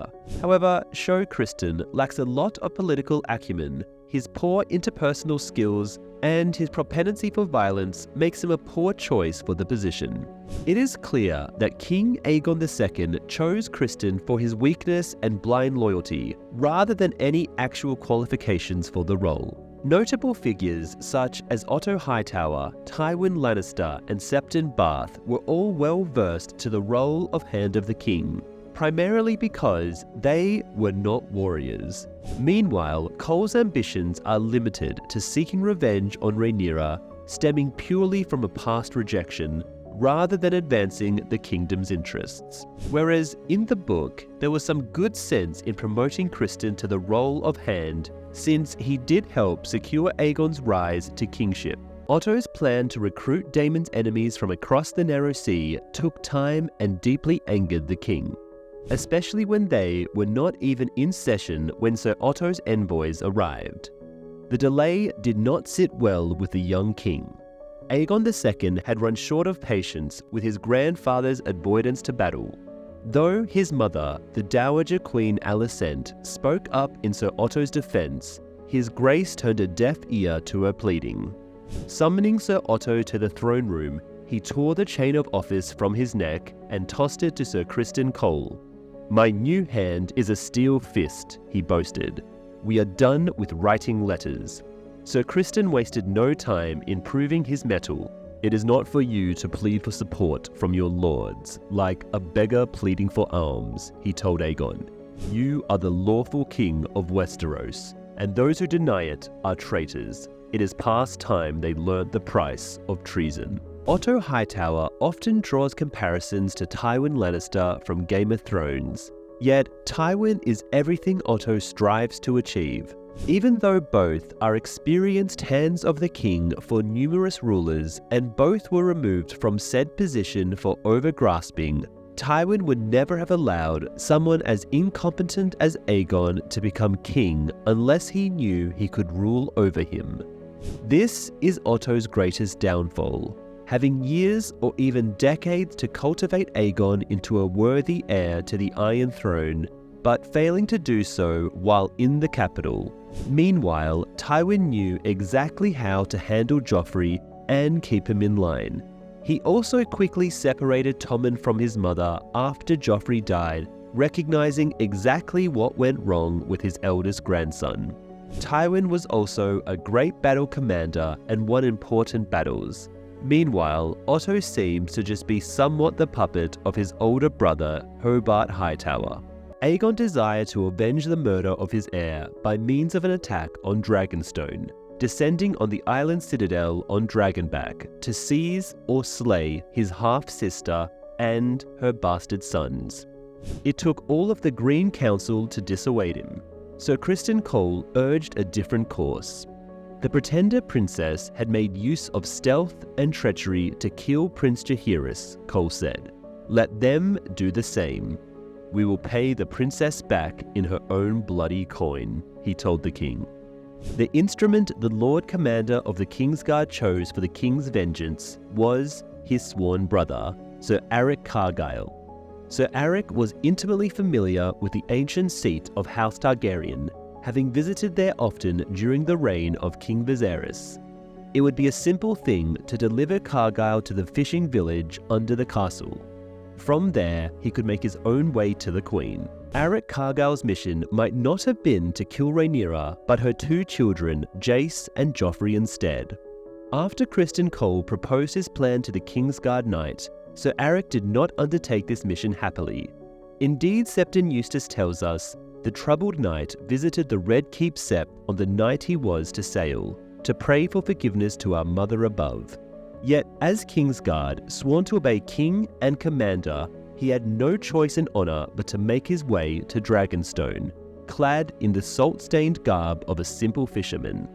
The true purpose of Sir Arryk's mission remains a matter of some contention. Grand Maester Munkin tells us that Cargyle had been commanded to slay Rhaenyra, putting an end to her rebellion at a stroke, whilst Mushroom insists that her sons were Cargyle's prey, that Aegon II wished to wash out the blood of his murdered son with that of his bastard nephews Jaehaerys and Joffrey Strong. This is supposedly what happened when the two Cargyle twins met each other in Dragonstone, according to Mushroom. In the end, Sir Arryk and Sir Eric dealt each other mortal wounds and died in one another's arms, with tears upon their cheeks. Mushroom's account is shorter, saltier, and altogether nastier. The fight lasted only moments, our fool says. There were no declarations of brotherly love. Each Cargyle denounced the other as a traitor as they clashed. Sir Eric, standing above his twin on the spiral steps, struck the first mortal blow, a savage downward cut that nigh took his brother's sword arm off at the shoulder. But as he collapsed, Sir Arryk grasped his slayer's white cloak and pulled him close enough to drive a dagger deep into his belly. Sir Arryk was dead before the first guards arrived, but Sir Eric took 4 days to die of his gut wound, screaming in horrible pain and cursing his traitor brother all the while. This is supposedly what the singers say happened when the two Cargyle twins met each other in Dragonstone. Sir Arryk came ashore without hindrance, donned his armor and white cloak, and had no trouble gaining entrance to the castle in the guise of his twin brother, just as Criston Cole had planned. Deep in the heart of Dragonstone, however, as he was making his way to the royal apartments, the gods brought him face to face with Sir Eric himself, who knew at once what his brother's presence meant. The singers tell us that Sir Eric said, "I love you, brother," as he unsheathed his blade, and that Sir Eric replied, "And I you, brother," as he drew his own. The twins battled for the best part of an hour, Grand Maester Munkin says. The clash of steel on steel woke half of the Queen's court, but the onlookers could only stand by helpless and watch, for no man there could tell which brother was which. The third episode kicks off by introducing us to the Brackens and the Blackwoods, two feuding houses with a long history of conflict. Their decision to support different sides in the dance only adds fuel to the fire of their ancient rivalry. What starts as a seemingly harmless dispute between young rivals quickly escalates into a brutal battle, leaving a trail of death and destruction in its wake. This sets the stage for a conflict where there are no real winners, and the price of victory is far too steep to be celebrated. In Fire and Blood, the events unfold differently. In Season 1, Episode 4, Lord Samwell Blackwood and Lord Amos Bracken are the ones who vie for Rhaenyra's affections in the book, and both of them survive. Also, it's Samwell Blackwood who loses the duel, whereas in the show, the Blackwood boy emerges victorious. In Fire and Blood, both Samwell and Amos eventually rise to lead their respective houses, and Amos Bracken feels resentful towards Rhaenyra for choosing to marry someone else despite his triumph in the duel. At Dragonstone, Rhaenyra, Jace, and Rhaenys stand watch as the Cargill twins are laid to rest side by side. Rhaenys cleverly notes that Otto wouldn't have given such an order, indicating that someone else must have taken control in a fit of rage. The origins of this conflict are now blurred as Rhaenys questions whether it began with Jaehaerys' murder, Luke's death at Aemon's hands, or the day Luke took Aemon's eye. Rhaenys advises Rhaenyra to reach out to Alicent in hopes of preventing further tragedy. Surprisingly, Alicent had already reached out first after Luke's death, but Rhaenyra hasn't mustered the courage to read her message. In King's Landing, Criston Cole is preparing for his first small council meeting as Hand of the King. He's wearing a new chain of linked golden hands and his Lord Commander attire. Aegon has also appointed some of his most loyal companions to the Kingsguard, but many of them seem more interested in lounging around than fulfilling their duties. Criston is focused on securing the stronghold in the Riverlands after the Battle of the Burning Mill. While the Brackens may have had a slight victory, the King's forces are scattered and in need of organization. Criston decides to personally lead a scouting party to the Riverlands for a quicker approach, emphasizing the importance of speed and surprise to link up with the Brackens and take control of Harrenhal. However, dragons like Vhagar must remain in King's Landing for protection. In the book, Aegon II was shocked, not pleased, upon hearing about the Battle of the Burning Mill. The loss meant that the Greens had lost all their allies in the Riverlands, highlighting Rhaenyra's stronger claim to the throne than what Otto and Alicent had led him to believe. This defeat played a role in Aegon's choice to dismiss Otto as Hand of the King. Also, Martin Rain, Leon Estamont, and Eddard Waters never had the honor of becoming Knights of the Kingsguard. Their characters are not in Fire and Blood. Back at Dragonstone, Seasmoke is restlessly flying in the distance. After essentially saving Rhaenyra's life from an assassination attempt, Lady Mysaria has never left Dragonstone. She observes Seasmoke and asks Rhaenyra about him. Rhaenyra tells her that the dragon used to belong to her late husband, but has been behaving strangely lately. Mysaria suggests that the dragon might be lonely. Rhaenyra then asks Mysaria why she is still in Dragonstone after she sent her away. Mysaria admits that she wants a place on the Queen's small council. The former White Worm wants to use her expertise as a spy master to benefit the Black Queen. She has ties to the small folk of King's Landing and blames the High Towers for burning her home. Mysaria believes Rhaenyra could earn their favor, especially after Aegon's brutal executions. She also points out that only one of the heirs to the Iron Throne has shown mercy, but Rhaenyra doesn't want her mercy to be mistaken for weakness. Next, Rhaenyra privately talks to Rhaena and begs her to take her younger children, Aegon and Viserys, to Pentos and keep them safe there. Rhaena is upset that she is being sent away, but the Queen is stern in her decision. Meanwhile, Daemon and Caraxes soar to Harrenhal, where the once castle now stands as a mere shadow of its former self, abandoned by most. Daemon is warmly received by a small group of residents, led by Castellan Simon Strong. Lionel Strong's uncle shows no hesitation in swearing allegiance to Rhaenyra and the Blacks. Following the tragic fire that claimed the lives of Lionel and Harwin Strong, it is widely believed that Larys played a role in their demise. Given Larys' alliance with Aegon, it is a straightforward decision to have the remaining members of House Strong stand against him. In the book, Simon Strong never harbored any negative feelings towards his great-nephew, Larys Strong, nor did he suspect Larys of being involved in the deaths of Lionel and Harwin. Criston takes a moment to freshen up his look before heading out to the Riverlands, giving himself a new haircut. Gwaine Hightower, Alicent's brother, unexpectedly joins him for the journey, much to Criston's dismay. The tension between the two is palpable, with Gwaine making snide remarks about Criston's ambitions and heritage.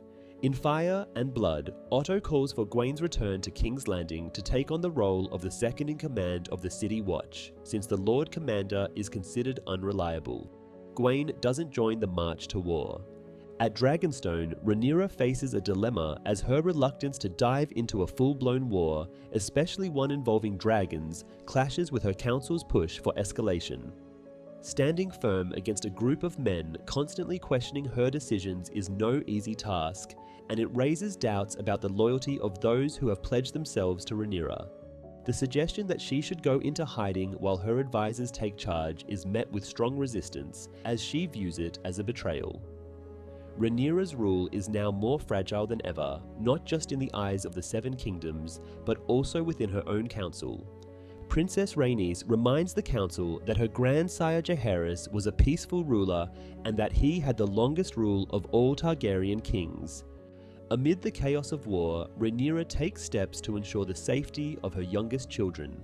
Joffrey is sent to the Vale under the care of Lady Jane Arryn, accompanied by his dragon Tyraxes for added protection. Meanwhile, Rhaena is tasked with taking Aegon and Viserys to Pentos for their safety. Though reluctant, Rhaena accepts the responsibility, knowing the importance of keeping the dragon eggs out of enemy hands. As goodbyes are exchanged, there is a sense of sadness and uncertainty among the family members, especially for Rhaena and Baela, who part ways not knowing when they will reunite. In the book, Jace was the one who came up with the plan to send Joffrey to the Vale of Arryn, not Rhaenyra. Joffrey wasn't too happy about it at first, but he changed his mind when Jace explained that he and Tyraxes were needed to protect the Vale from potential attacks by the Green's dragons. Also, Joffrey and Rhaena Targaryen were the only ones who ventured to the Vale, while Princes Aegon and Viserys stayed behind at Dragonstone. Despite being more emotional than Helaena, Alicent is taken aback when her daughter unexpectedly offers her forgiveness, as it's the last place she thought she would find it. In a different part of the castle, King Aegon, accompanied by his White Cloak companions, is being outfitted in a suit of Valyrian steel armor, preparing to take to the skies on Dragonback for battle. Despite this, a few well-chosen words from Larys Strong manage to halt the king in his tracks, leading Aegon to appoint him as the new Master of Whisperers on the council. In the books, Aegon the Conqueror does not have any mention of wearing Valyrian steel armor. The sole character in A Song of Ice and Fire with such a unique armor is Euron Greyjoy. Ulf White walks into a tavern in the Street of Silk. He sits down with other men and tells them the story of his lineage. He claims to be a dragon seed and the bastard half-brother of Viserys and Daemon Targaryen and the uncle to the true Queen Rhaenyra. Ulf confidently traces his roots back to Baelon Targaryen, the son of King Jaehaerys Targaryen. Known for his bravery and skill in combat, Baelon earned the nickname Baelon the Brave after facing the fearsome dragon Balerion, the Black Dread, as a child. The men around him don't believe him and mock him for his looks. However, he counters them by stating that Rhaenyra's son, Jace, doesn't have silver hair either. The tradition of Targaryens marrying within their own family is well known. This practice ensures that the bloodline of the dragon remains pure and keeps the Targaryen house tightly knit. Despite being on the throne for over a century, very few noble houses can boast of having Targaryen lineage due to this unique custom. Despite the long-standing tradition of incest, the Targaryen princes have sired numerous illegitimate children, who in turn have had offspring of their own.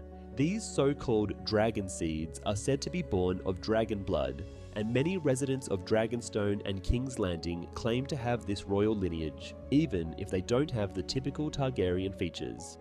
Ulf the White could actually be a brother to Daemon and King Viserys, since Viserys and Daemon's father, Baelon, and his younger sister, Alyssa, got married when he was 18 and she was 15. Baelon was described as a passionate young man, and the echoes of their wedding night joys were said to be heard all the way to Duskendale.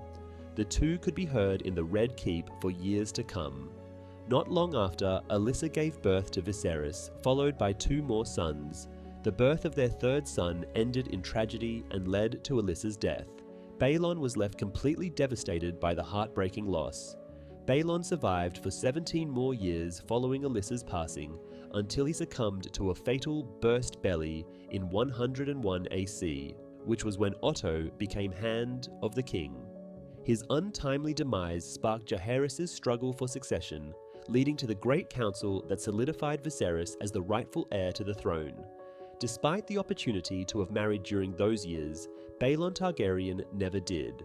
A few years after Alyssa's passing, Balon's much younger sister, Visera, attempted to seduce him with the intention of marrying him. However, when the 29-year-old Balon discovered the 15-year-old Visera intoxicated and unclothed in his chambers one evening, he promptly sent her away. Balon remained unmarried until his premature death. However, Balon's 17-year bachelorhood might have resulted in Ulf the White. According to Fire and Blood, Targaryens were seen as almost godlike on Dragonstone, if not in King's Landing, and women who bore Targaryen bastards were highly esteemed. It's possible that Ulf is indeed the son of Balon the Brave. Following this, the king and his allies opt for a night of revelry, making their way to the Street of Silk to celebrate and initiate one of the night's squires. Upon stumbling upon Aemond in a compromising position with brothel Madame Sylvie, a drunken Aegon seeks to embarrass his younger brother in front of all present. After a tense moment of silence, Aemond defiantly emerges from the bed, refusing to conceal his nudity, and exits the room. Criston notices Gwaine and a few other knights on the open field. He warns them that they should return to their camp. Suddenly, Baela and Moondancer are nearby, observing from a distance and gathering valuable information for Rhaenyra. Despite not engaging directly, Baela's presence serves as a reminder of the dangers that lie ahead for Criston and his companions. Baela Targaryen and Moondancer did not engage in any attacks against Criston Cole. They remained on Dragonstone throughout the entire dance. Before Daemon can proceed with anything else, Harrenhal must be fortified.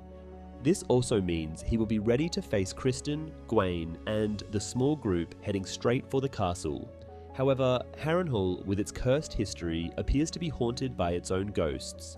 During his stay, Daemon has a chilling nighttime vision, culminating in a surprising encounter with a young Rhaenyra sewing Jaehaerys' head back on. She accuses him of always appearing and disappearing, and that she always has to clean up his mess. When Daemon snaps back to reality, he finds himself in the Godswood, far from where he started, with a mysterious dark-haired woman observing him from afar. She claims that he will die there. Before Aegon's conquest, the land was ruled by kings, including the tyrant Harren Hor, also known as Black Harren. Harren spent 40 years building Harrenhal, the largest castle in the realm, draining the Riverlands and the Iron Islands of their wealth, and causing the deaths of thousands in the process. It is said that the day Harrenhal was finished was the same day Aegon the Conqueror arrived in Westeros. As Aegon made his way through the Riverlands, noble houses rallied behind the Dragon King, turning against the tyrannical Harren. The lords of Tully, Blackwood, Mallister, Vance, Bracken, Piper, Frey, and Strong encircled Harrenhal. Despite their efforts, Harren had constructed his formidable stronghold to resist any attack, retreating to the tallest tower for safety. Harrenhal was never meant to withstand the power of dragons. Aegon used Balerion the Black Dread to melt the massive stone towers, resulting in the demise of Harren and his sons, and the extinction of House Hor. This is the reason why Harrenhal remains in ruins when Daemon arrives, even after 130 years since the conquest. It also explains why House Tully now governs the Riverlands, with Riverrun as its seat instead of Harrenhal. Following Black Harren's demise, the ownership of the castle transferred to Quentyn Cohaerys, the Master-at-Arms at Dragonstone during the conquest. The dilapidated, gloomy fortress of Harren the Black has only brought extinction to every family that has resided there, 4 of them in under 100 years.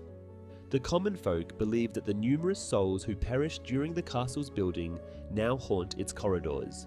Throughout all the changes in ownership, the deformed, melted towers of Harrenhal have never been fully restored. After finally mustering the courage to read Alicent's letter, Rhaenyra enlists Mysaria's help in setting up a meeting, a desperate attempt to find a way to peace.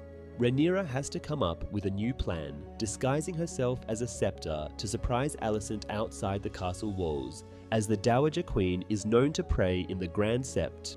Although Alicent is understandably shocked to see her former friend, she refrains from raising the alarm, giving Rhaenyra the chance to make her case. Initially, the hope of avoiding war seems within reach, but when Alicent realizes she had misunderstood Viserys, that he hadn't named Aegon as king, but was referring to Aegon the Conqueror and the Song of Ice and Fire prophecy by mentioning the prince that was promised. Uncertainty flashes in her eyes. Despite the opportunity to reconcile and move forward, Alicent remains steadfast in her belief that she has done nothing wrong. Rhaenyra's hope fades as she realizes that Alicent no longer holds sway over their male allies, leaving the fate of their world in the hands of men once more. This absolutely does not happen in the books. The Battle of the Burning Mill is not really depicted on screen in House of the Dragon Season 2, leaving its details and true history unknown to the average HBO viewer. Meanwhile, in the books, it is considered as the initial significant battle in the Dance of the Dragons that swayed the war in Rhaenyra's favor. Meanwhile, the show depicts a scene where young soldiers from houses Bracken and Blackwood are seen arguing over their support for either Aegon or Rhaenyra. The episode transitions to the aftermath of the brutal battle, with the camera showing the devastation of the burning mill and the hundreds of dead bodies left in its wake. The exact number of casualties remains uncertain. According to George R.R. Martin's A World of Ice and Fire book, this was the battle that cemented Daemon's control of the Riverlands from Harrenhal and made Aegon suddenly realize he was in the weaker position. The fall of Harrenhal to Prince Daemon came as a great shock to Aegon and the Greens. Until that moment, Aegon II had believed his half-sister's cause to be hopeless. Harrenhal left his grace feeling vulnerable for the first time. The subsequent defeats at the Burning Mill and Stonehenge came as further blows and made the king realize that his situation was more perilous than it had seemed. These fears deepened as ravens returned from the Reach, where the Greens had believed themselves the strongest. House Hightower and Oldtown were solidly behind King Aegon, and his grace had the Arbor too. But elsewhere in the south, other lords were declaring for Rhaenyra, including Lord Tarly of Hornhill, Samwell Tarly's house, and many other powerful houses. Loudest amongst these traitors was Sir Alan Beesbury, Lord Lyman's heir, who was demanding the release of his grandsire from the dungeon where most believed the former Master of Coin to be confined. After the fall of Harrenhal, many houses in the Reach declared for Aegon. House Tyrell saw this support for Rhaenyra from their own bannermen, and the mother of the young Lord Tyrell of Highgarden, acting as regents for the boy, who can be seen as a Marjorie Tyrell meet Lysa Tully, suddenly thought better of their support for King Aegon and decided House Tyrell would take no part in this struggle. King Aegon began to drown his fears in strong wine at this news. Sir Otto sent word to his nephew, Lord Ormond Hightower, beseeching him to use the power of Oldtown to put down this rash of rebellions in the Reach. Other blows followed: the Vale, White Harbour, Winterfell.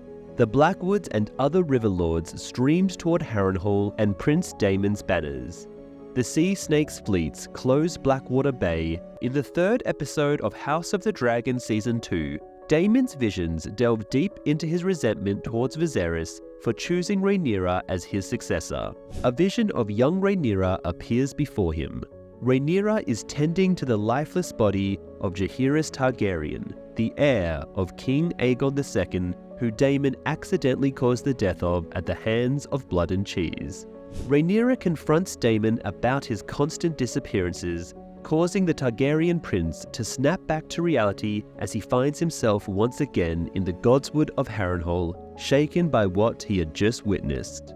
Weirwood trees are known for their association with visions in the Game of Thrones universe. Daemon finds himself then in the company of Alice Rivers, who is thought to be a witch, and in the books will one day be the lover of Aemon Targaryen and supposedly pregnant with his child. Rhaenyra's impressive qualities that would make her a good queen in times of peace mean she is ill-suited to the task of being queen during a time of war.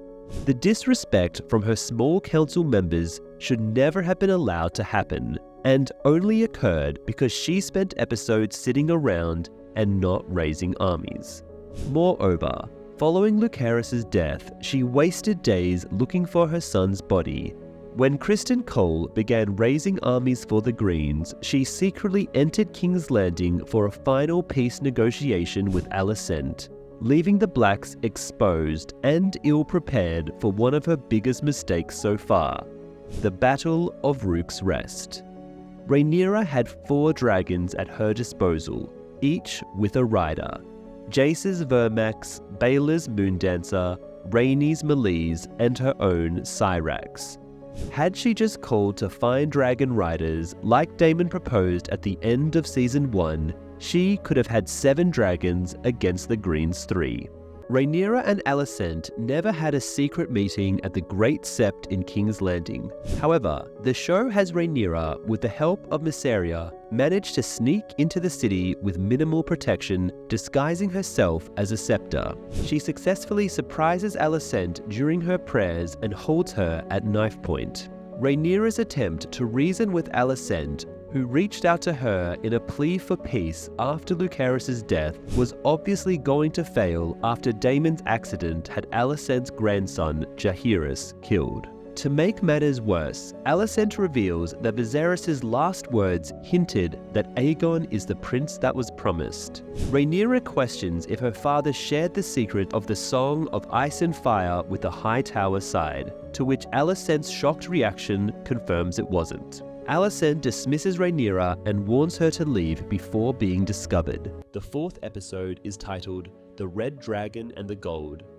The episode begins with Prince Daemon walking into the Great Hall of the Red Keep. He encounters young Rhaenyra once more, who is now seated on the Iron Throne, but there has been a change.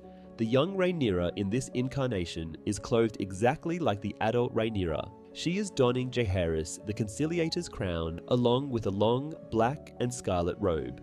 She speaks vaguely, and Daemon can't understand what she's saying until she comes really close to him.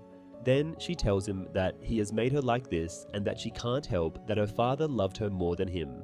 Daemon immediately takes Dark Sister and Rhaenyra's head chopped off, but the head keeps on talking and asks him if this is what he always wanted. Daemon wakes up seeing blood on his hands, but it suddenly disappears. He is taken to the hall to meet Oscar Tully. Oscar is the grandson of Grover Tully. Daemon suggests that Oscar should put an end to his grandfather and take control of his house, but he refuses. Daemon departs and tells Oscar he has no use for him then. In the book, Oscar's father Elmo is still alive. Oscar also has a younger brother, Kermit, who also appears at the Riverlands gathering. Also, Oscar and Daemon never crossed paths in person. In the books, the Lord Paramount of the Trident, Grover Tully, had been an old man even at the Great Council of 101, where he spoke for Prince Viserys. Though now failing, he was no less stubborn. He had favoured the rights of the male claimant in 101, and the years had not changed his views. Lord Grover insisted that Riverrun would fight for young King Aegon. Yet no such word went forth.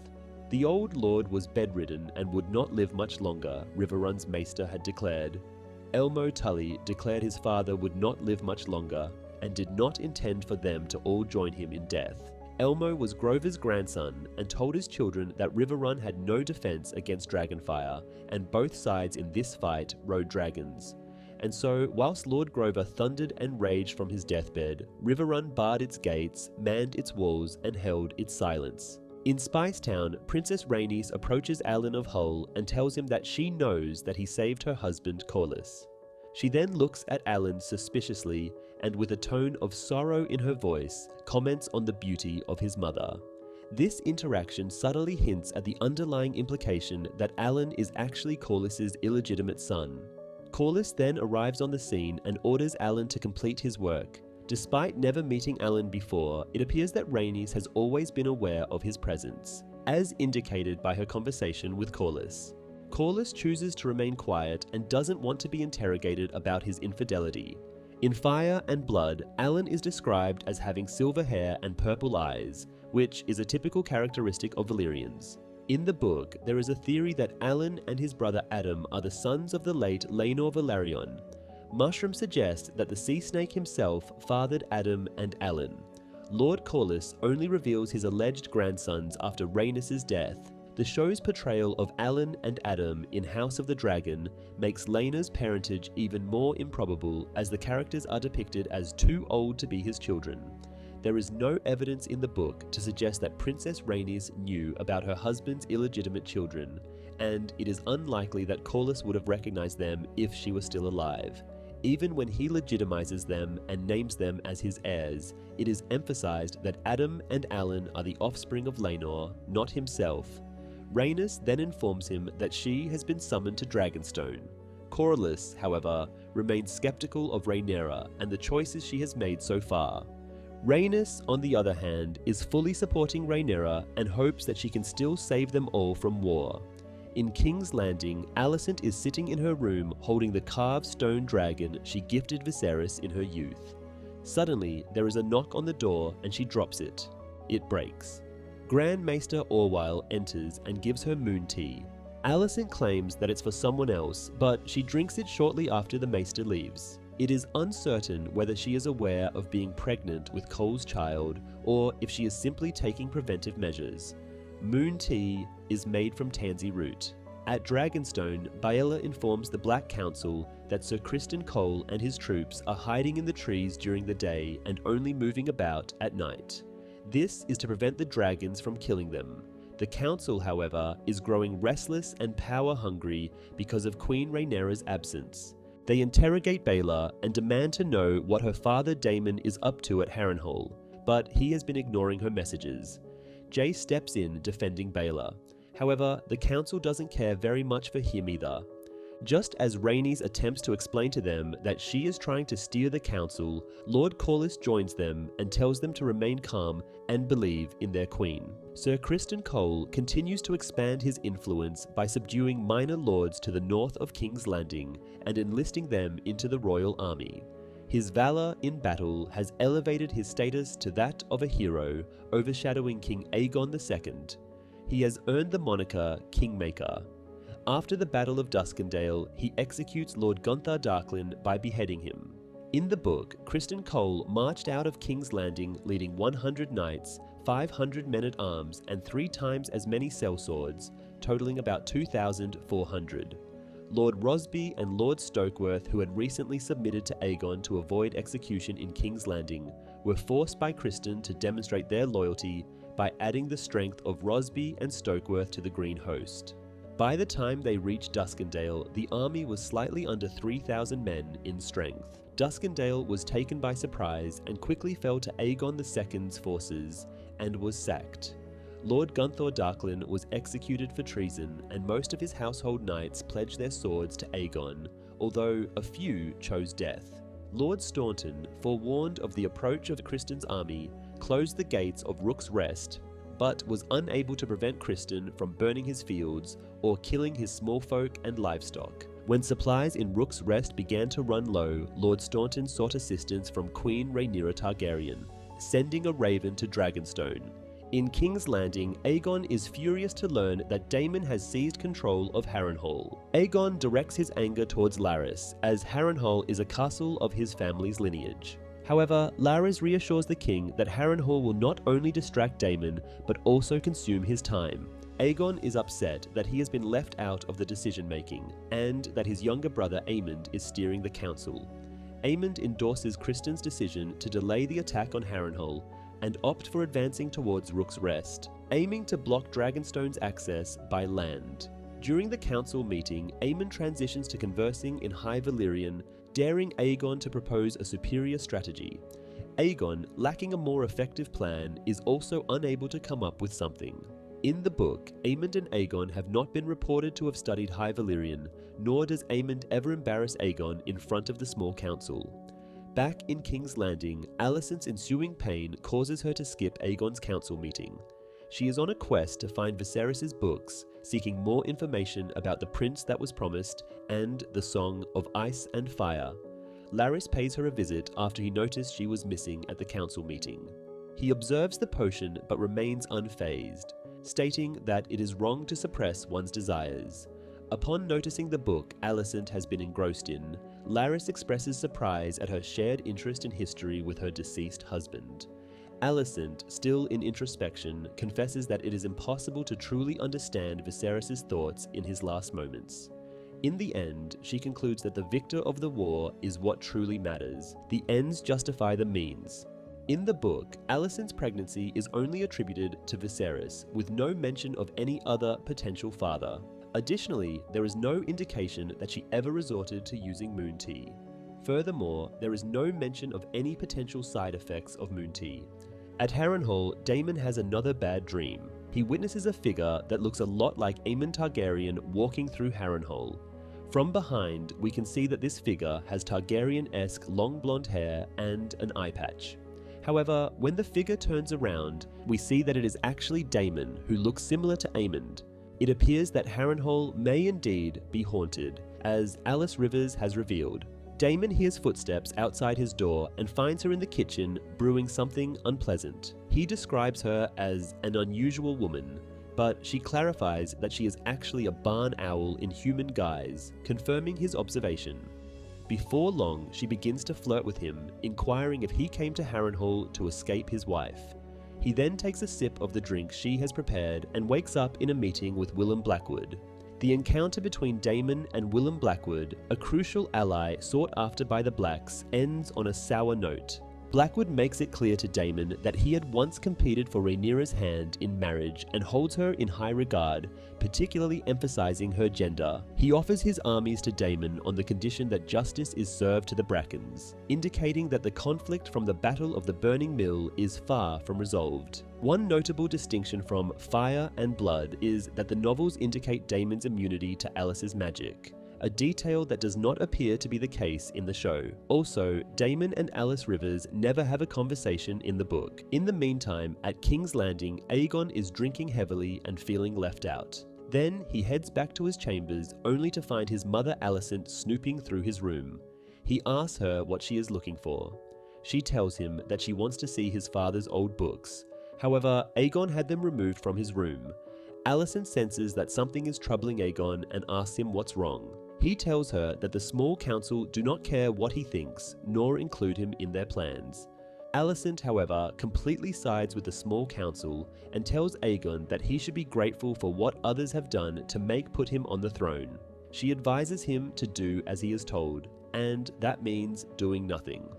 Aegon is saddened by his mother's rejection and decides to drink even more. In the book, Aegon isn't left out of plans to attack Rook's Rest. He works with Aemond and Criston Cole's army. In the episode, Cole is prepared to relocate to Rook's Rest and intends to carry out the move during daylight hours. Sir Gwaine Hightower thinks it is foolish to attack during the day because they will be too exposed, but Cole insists that they should push forward.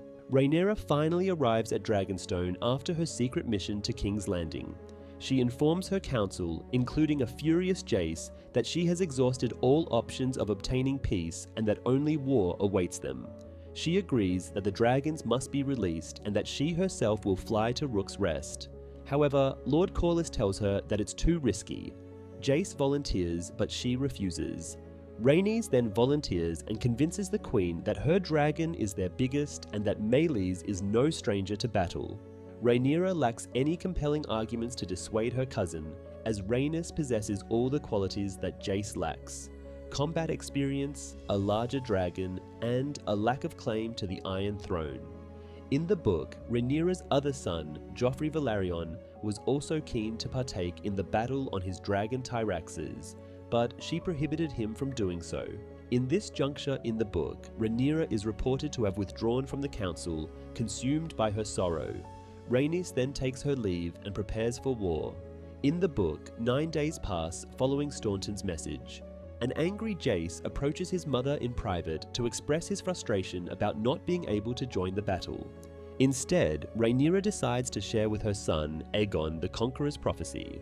The Song of Ice and Fire is not referenced in the book, which is logical since it is a secret only known to rulers and their heirs, and the fictional authors of Fire and Blood would not have access to this information. However, later books reveal that the secret is eventually lost to time, and this generation may be the last who still know of it. A drunk King Aegon is restless and still irritated. He decides to go to the dragon pit to see his dragon, Sunfire. He mounts him and takes flight to join the royal army's attack. Team Green advances towards the castle and repels volleys of arrows from the ramparts. Sir Criston Cole, the Lord Commander of the Kingsguard and the new hand of the king to Aegon II Targaryen, formulated a more aggressive approach for the Greens compared to his predecessor as Hand, Sir Otto Hightower. Criston devised a trap for the Blacks at Rook's Rest, while also compelling the submission of the nearby Crownlands houses that were allied with Queen Rhaenyra Targaryen. Then Rhaenys appears, her dragon Meleys burning Cole's soldiers. In the book, Rhaenys Targaryen, the queen who never was, along with her dragon Meleys, the Red Queen, arrived alone above Rook's Rest to assist Lord Staunton. However, Criston was ready and ordered his archers and scorpions to attack Meleys. Despite the assault, the dragon remained mostly unscathed and retaliated by unleashing dragonfire upon Criston's soldiers. As Cole's forces call for Vhagar and Aemond, Aegon arrives, spurring his dragon on with a battle cry. Meleys and Sunfire engage in aerial combat, with Meleys emerging victorious. Additionally, Aemond makes a grand entrance on Vhagar. Despite King Aegon's dragon causing chaos among his own troops, Cole attempts to boost morale with an inspiring war speech. Although the situation looks dire with their army being targeted by archers, Cole's words seem to have some effect.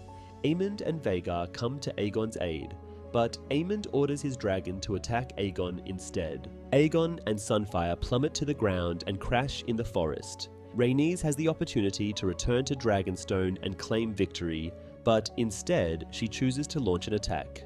Rhaenys faces Vhagar head-on in a fierce battle. The two dragons grapple as they breathe fire and twirl through the sky. This aerial combat is known as the Dance of the Dragons. Vhagar descends rapidly, crushing the army beneath its massive body. Cole is thrown from his horse, losing consciousness in the chaos. When he regains awareness, the conflict has already concluded. As Meleys flies over the castle, Vhagar strikes from below, seizing the other dragon by the neck. Meleys tumbles backwards, and Rhaenys, realizing the futility of the situation, releases her grip and plummets to the ground, her dragon landing in a burst of flames. The battle at Rook's Rest unfolds in a similar manner in Martin's book, where Meleys and Rhaenys are the only representatives from the Blacks to participate in the fight. After her arrival, King Aegon II and his brother, Prince Aemond, emerged in the sky riding their own dragons, Sunfire and Vhagar, and launched an assault on Rhaenys and Meleys. However, in the show, Meleys is killed by both Vhagar and Sunfire as Aemond and Aegon actively take part in the battle, rather than the king unexpectedly appearing. The three dragons engaged in combat 1,000 feet above the battlefield.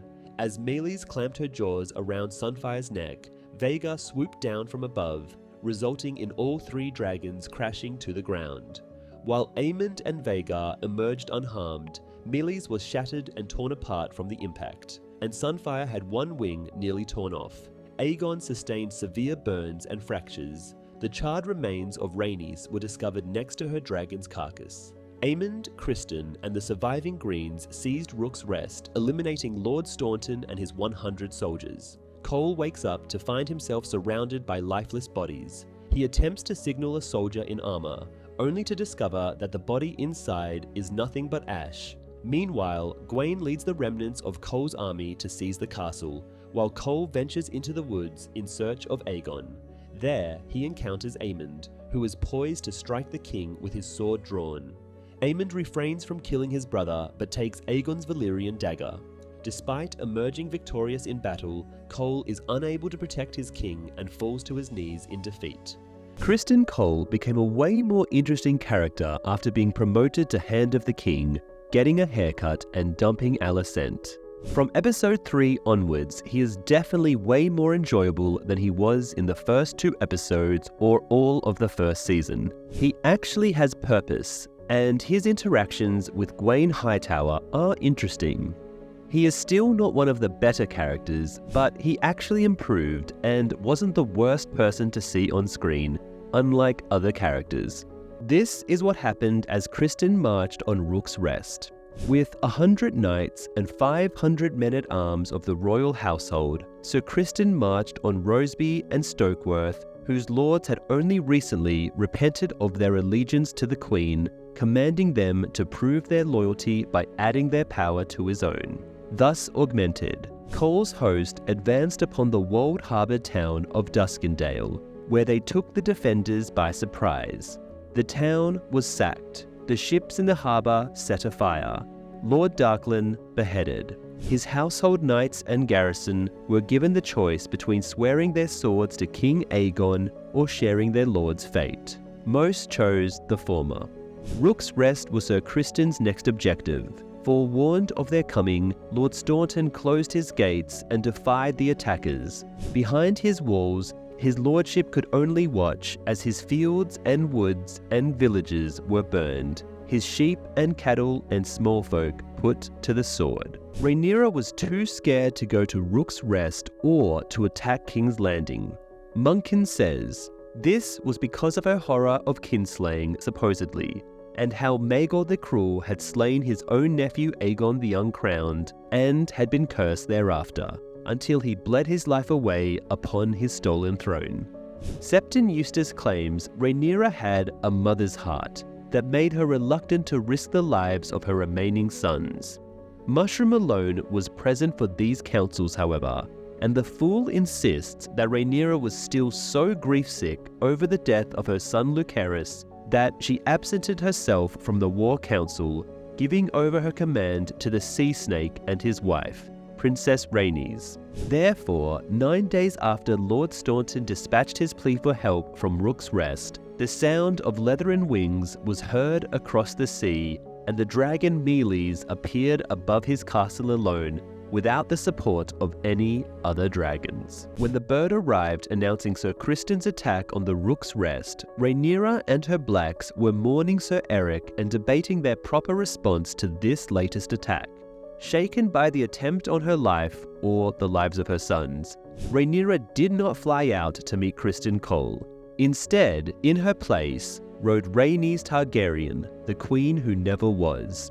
When she arrived, Sir Criston Cole was not dismayed. Aegon's hand had expected this, counted on it. Archers rushed forward, longbowmen and crossbowmen both, filling the air with arrows and quarrels. Scorpions shot iron bolts of the sort that had once felled Meraxus in Dorne. Mealy suffered a score of hits, but the arrows only served to make her angry. She swept down, spitting fire to the right and left. Knights burned in their saddles and horses went up in flames.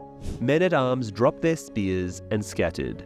Some tried to hide behind their shields, but neither oak nor iron could withstand Dragon's breath. When Rhaenys unleashed her attack on Criston Cole's army, this was his response.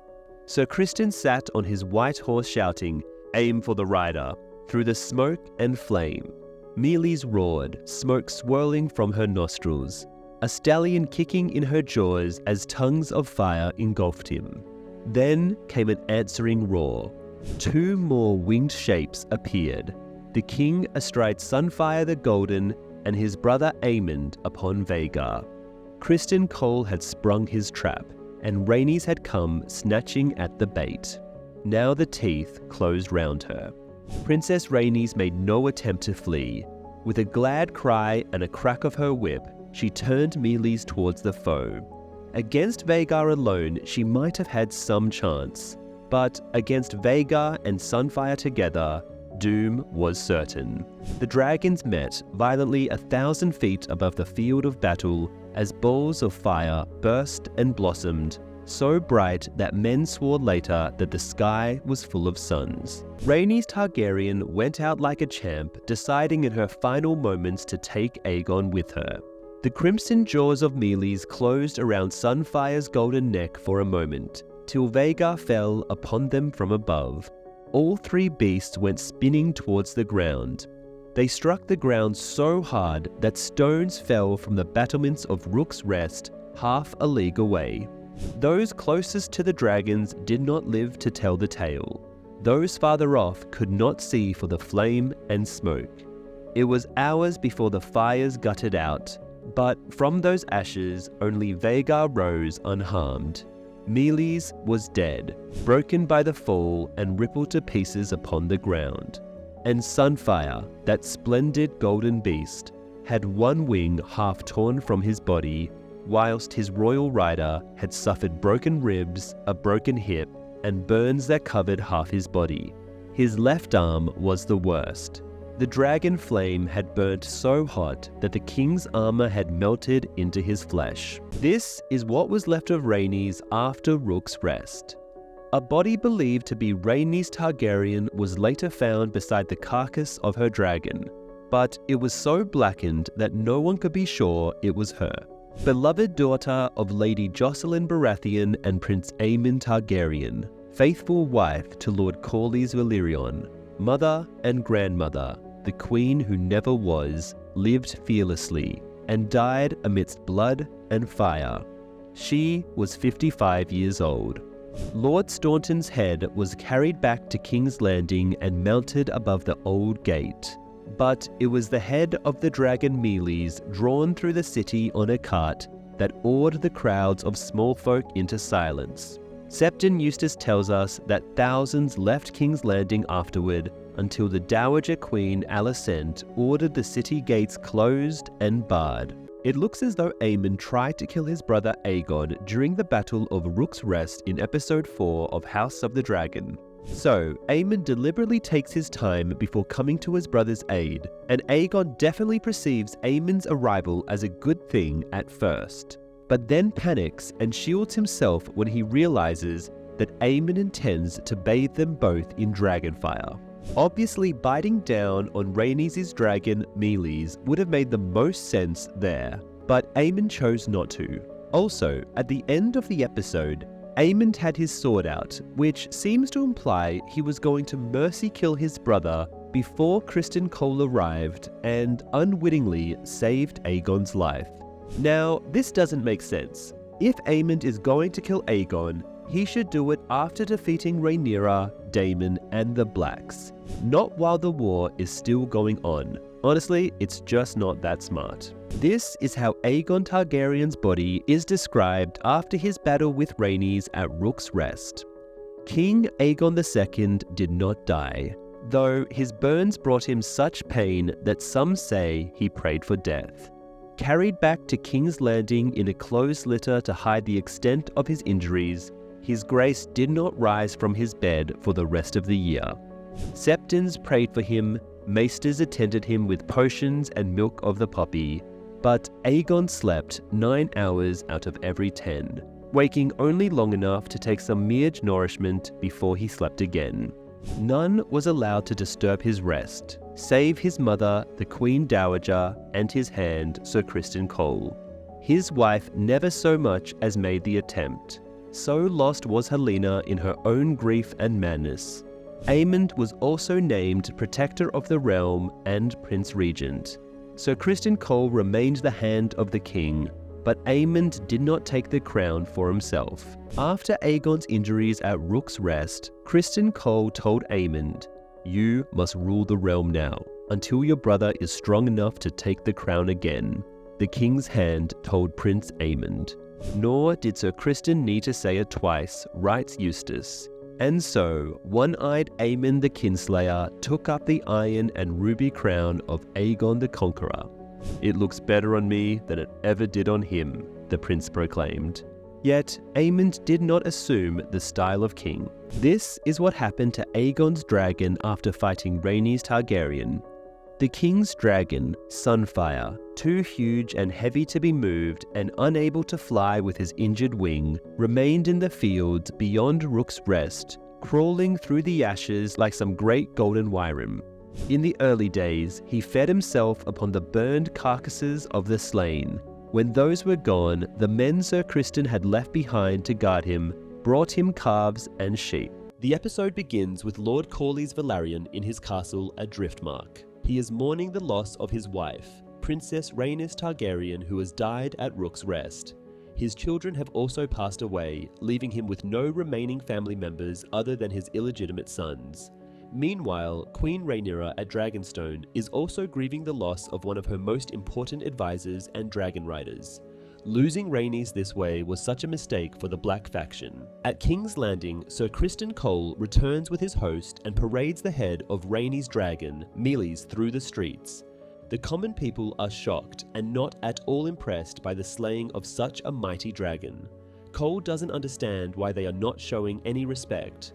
Additionally, Cole's entourage transports a mysterious box believed to hold the remains of King Aegon. Queen Alicent and her son Prince Aemond observe from a high balcony. Alicent suspects something is amiss and Aemond is somehow involved in injuring Aegon. When Meleys' head is paraded through the streets of King's Landing in the book, the crowd is left in stunned silence. Instead of being awed, the people are gripped by fear, viewing it as a bad omen. House Targaryen have established themselves as being closer to gods than men over the people of Westeros. This belief has spread throughout the Seven Kingdoms, instilling fear and loyalty in the hearts of many. Even 130 years after Aegon I's conquest with dragons, Targaryen exceptionalism remains. However, as Rhaenyra pointed out in Season 1, their family's power is solely derived from their dragons. Without them, they are just like everyone else. Therefore, parading Meleys' head proves the weakness of Targaryen dominance over the people of Westeros, and also serves as a guarantee that Rhaenyra will enact revenge on King's Landing. In the book, this event leads to a mass exodus of thousands of people from the city, with the gates eventually being shut. The show depicts a similar scenario, however, this is more due to the lack of food. Riots occur later in the book, while House of the Dragon portrays a city in great turmoil much earlier than in Fire and Blood. Next in the episode, Aegon is transported to his chambers after his accident in Rook's Rest. Queen Helena simply stares at the box emotionless. The box is opened and the king is placed on his bed. His mother quickly enters the room and asks whether her son is dead or not. The maesters work tirelessly to remove the melted armor from his burned skin, while Alicent looks on in horror. Aemond then enters the room and announces that someone will have to rule in his brother's stead. Alicent visits Cole and asks him what truly happened at Rook's Rest. However, he decides not to reveal the truth to his lover. At Dragonstone, the High Council are concerned about losing their largest dragon. Prince Daemon has also failed to recruit any allies or raise an army for the Blacks. Rhaenyra once again takes charge and challenges her all-male council. Her male counterparts criticize her inaction, she fires back, and they all take a break without achieving anything. The lack of trust in her wartime decisions due to her gender is evident. Rhaenyra, as the first queen to claim the throne, knows that she would face resistance. Prince Jaehaerys then visits his betrothed, Lady Baela, to offer his condolences after the death of her grandmother Rhaenys.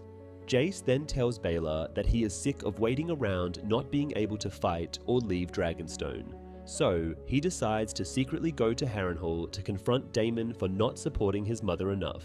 However, Baela talks him out of it. Jace suddenly has an idea. He wants to treat with the Freys because they control the crossing at the Twins. That would mean there would be a direct crossing into the Riverlands and Daemon's efforts wouldn't be needed. Jace then tells Baela not to reveal his plan to his mother. Daemon atop his dragon Caraxes tries to force lesser houses in bending the knee to him. However, Lord Bracken refuses even if it means he would die. Daemon, in the end, chooses not to burn him and his men. He needs them alive. Daemon's initial supporter in the Riverlands is Willem Blackwood, whom he manipulates to provoke conflict, exploiting the long-standing Blackwood and Bracken rivalry to gain the support of the region's armies. The episode alters the sequence of events to make Daemon's circumstances more challenging. Here, Daemon proposes guerrilla tactics to the Blackwoods to pressure the Brackens to switch sides, whereas in the book, Sir Willem independently takes such actions before the Battle of the Burning Mill. In the books, Daemon rallies the Riverlords behind him much easier. At the Vale, Lady Jane Arryn speaks to Lady Rhaena and asks her why the Queen has lied about sending a dragon to protect them and hasn't fulfilled her end of the bargain. However, Rhaena quickly corrects her by stating that she has granted them 2 dragons for protection, but they are small and still growing. Lady Jane hasn't given Rhaenyra the 15,000 swords she has promised her yet. Rhaena tries to convince her to stay true to her oath. The heated conversation ends on a sad note when Rhaena is informed of her grandmother's passing. Rhaena is speechless. Later, Rhaenyra expresses frustration over her queen status hindering her from getting involved. She desires to travel to King's Landing and claim the throne. However, the council has rejected her idea, emphasizing her significance to their cause. In a moment of annoyance, she questions what she should do, momentarily forgetting her impulsive trip to King's Landing not long ago. Rhaenyra disregards her council's input and seeks advice from an unexpected source, the White Worm. Together, they devise a scheme to manipulate the common people of King's Landing against their rulers through deceitful tactics. Rhaenyra then visits Baelor, and the two of them discuss Rhaenys' death and bravery. They also talk about when Rhaenys was young and how furious Daemon was when she claimed his mother's dragon. Rhaenyra then seeks loyalty from her strongest ally, suggesting Corlys be named Hand of the Queen. At this stage in Fire and Blood, Rhaenyra is overshadowed by grief as Jace steps into the spotlight, making Corlys the Hand. Daemon has been haunted by bizarre dreams at Harrenhal, where he sleeps on a weirwood tree bed believed to hold the spirits of the departed. His latest unsettling dream involves him bedding an unknown Targaryen woman. At some point, she reveals to him that he is her favorite son, and the strongest between him and his brother Viserys. Daemon suddenly awakens from his dream, realizing that the woman was his mother. Daemon's plotline is entirely fabricated and deviates significantly from the source material. He continues to suffer from bizarre dreams and hallucinations induced by Alice Rivers. She is forcing him to confront his own mortality, his guilt over young Rhaenyra blaming him for his mistakes and later dying at his hand, and the late Laena questioning him about his daughters. And now it appears she's delving into his supposed issues with his mother. However, Fire and Blood claims that Daemon was unaffected by Alice's sorcery. In the next scene, Sir Simon Strong mentions the financial struggles of Harrenhal, attributing it to Larys Strong taking House Strong's gold. Daemon decides not to seek financial aid from Rhaenyra due to his pride and acquire funds himself. This discrepancy does not appear in the book, as it clearly states that Prince Daemon acquired the significant wealth of House Strong along with the castle. Later, Alicent expresses her concern to the High Council, suggesting herself as a leader until Aegon recovers. The men seem to favour Aemond. Even Larys Strong, who is usually reliable, sides with the council. Ser Criston is torn between the realm and his personal life, ultimately reluctantly agreeing that Aemond is the next in line. Aemond sits at the head of the table with a sneer, issuing commands to close the gates of King's Landing, allowing no one in or out, and to remove the corpses of the ratcatchers. When questioned by Alicent, Criston recounts the gruesome scenes from the recent battle, men burning alive, flames engulfing everything. He tells her that the dragons have the upper hand in this war, and that they need a dragon rider to lead them. Aemond is appointed Prince Regent by Criston Cole in the book, with no reference to Alicent as a potential candidate.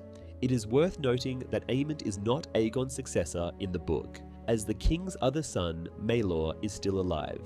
In the books, Helaena has 3 children, Jaehaerys, Jaehaera, and Maelor. Blood and Cheese make her choose between her 2 sons, and she picks Maelor because he's too young to comprehend. However, Blood ends up killing Jaehaerys. Showrunner Ryan Condal clarified to Entertainment Weekly that Maelor doesn't exist in this timeline due to the compression of 30 years into 20 years. Jace, feeling increasingly restless under his mother's watchful eye, takes matters into his own hands by arranging a secret meeting with the Freys at the Twins. This strategic move is crucial, as the Twins serve as a key route south into the Riverlands for the armies Jace has recently acquired from Cregan Stark in the north. Despite his mother's attempts to keep him safe and grounded, Jace is determined to prove himself as more than just a mere heir. Sitting across the table from the Freys on the bridge at the Twins, he requests permission for Rhaenyra's armies to cross, aiming to bypass Harrenhal. Meanwhile, Daemon is struggling with his ego and past, leaving the legions of fighters in limbo. Jace remains composed during negotiations, though a nervous tapping of his leg betrays his inner anxiety. The nerves disappear as the Freys consider the possibilities of Jace's offer. He challenges their fear of Aemond and Vhagar, offering protection, but they are more interested in Harrenhal. They hint at assuming control of the castle if they allow Rhaenyra's forces to pass through. Jace subtly hints at his mother's desire for loyalty, and they don't object to his conditions as he confidently takes another drink. Baela visits her grandsire Corlys in Spicetown. She hands him the small box that Rhaenyra has sent him. She wants him to be his hand. However, Corlys isn't interested in the position and tells Baela that Rhaenyra has taken enough from him. But Baela stands firm and reminds him that Rhaenys fought for Rhaenyra out of her own free will and died a hero. Corlys changes the topic by announcing that he wants to make Baela his heir. However, she declines the offer because she is not a seafarer, but a dragon rider. Following Princess Rhaenys' tragic death at Rook's Rest, the book recounts a bitter confrontation between Lord Corlys and Rhaenyra, as the sea snake blames the queen for his wife's demise in battle. The series depicts Corlys harboring similar feelings, but we witness him as a grieving husband wandering his halls and the streets of Spicetown, while he seemingly contemplated whether he should abandon Rhaenyra's cause. Rhaenyra later realizes she needs Daemon's assistance and dispatches Sir Alfred to Harrenhal for a peacekeeping mission. She specifically wants to know about Daemon's state of mind and whether he supports her or not.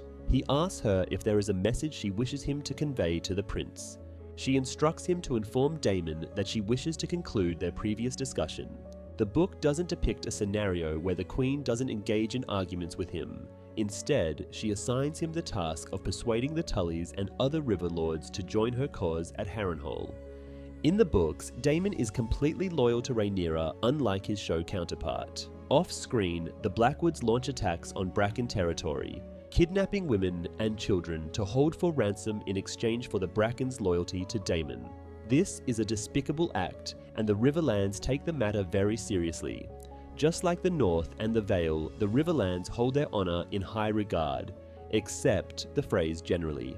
The House Tully words are family, duty, honor, after all. And what Daemon has done provokes their anger, causing his plan to collapse almost immediately. In Fire and Blood, the Riverlands immediately align themselves with Rhaenyra Targaryen, and there's no conflict at Harrenhal for Daemon to deal with. The Riverlords are known for their internal conflicts, such as the Brackens and the Blackwoods, and the Tullys and the Freys, but in this case, they are seen taking sides and gathering at the beginning of the war.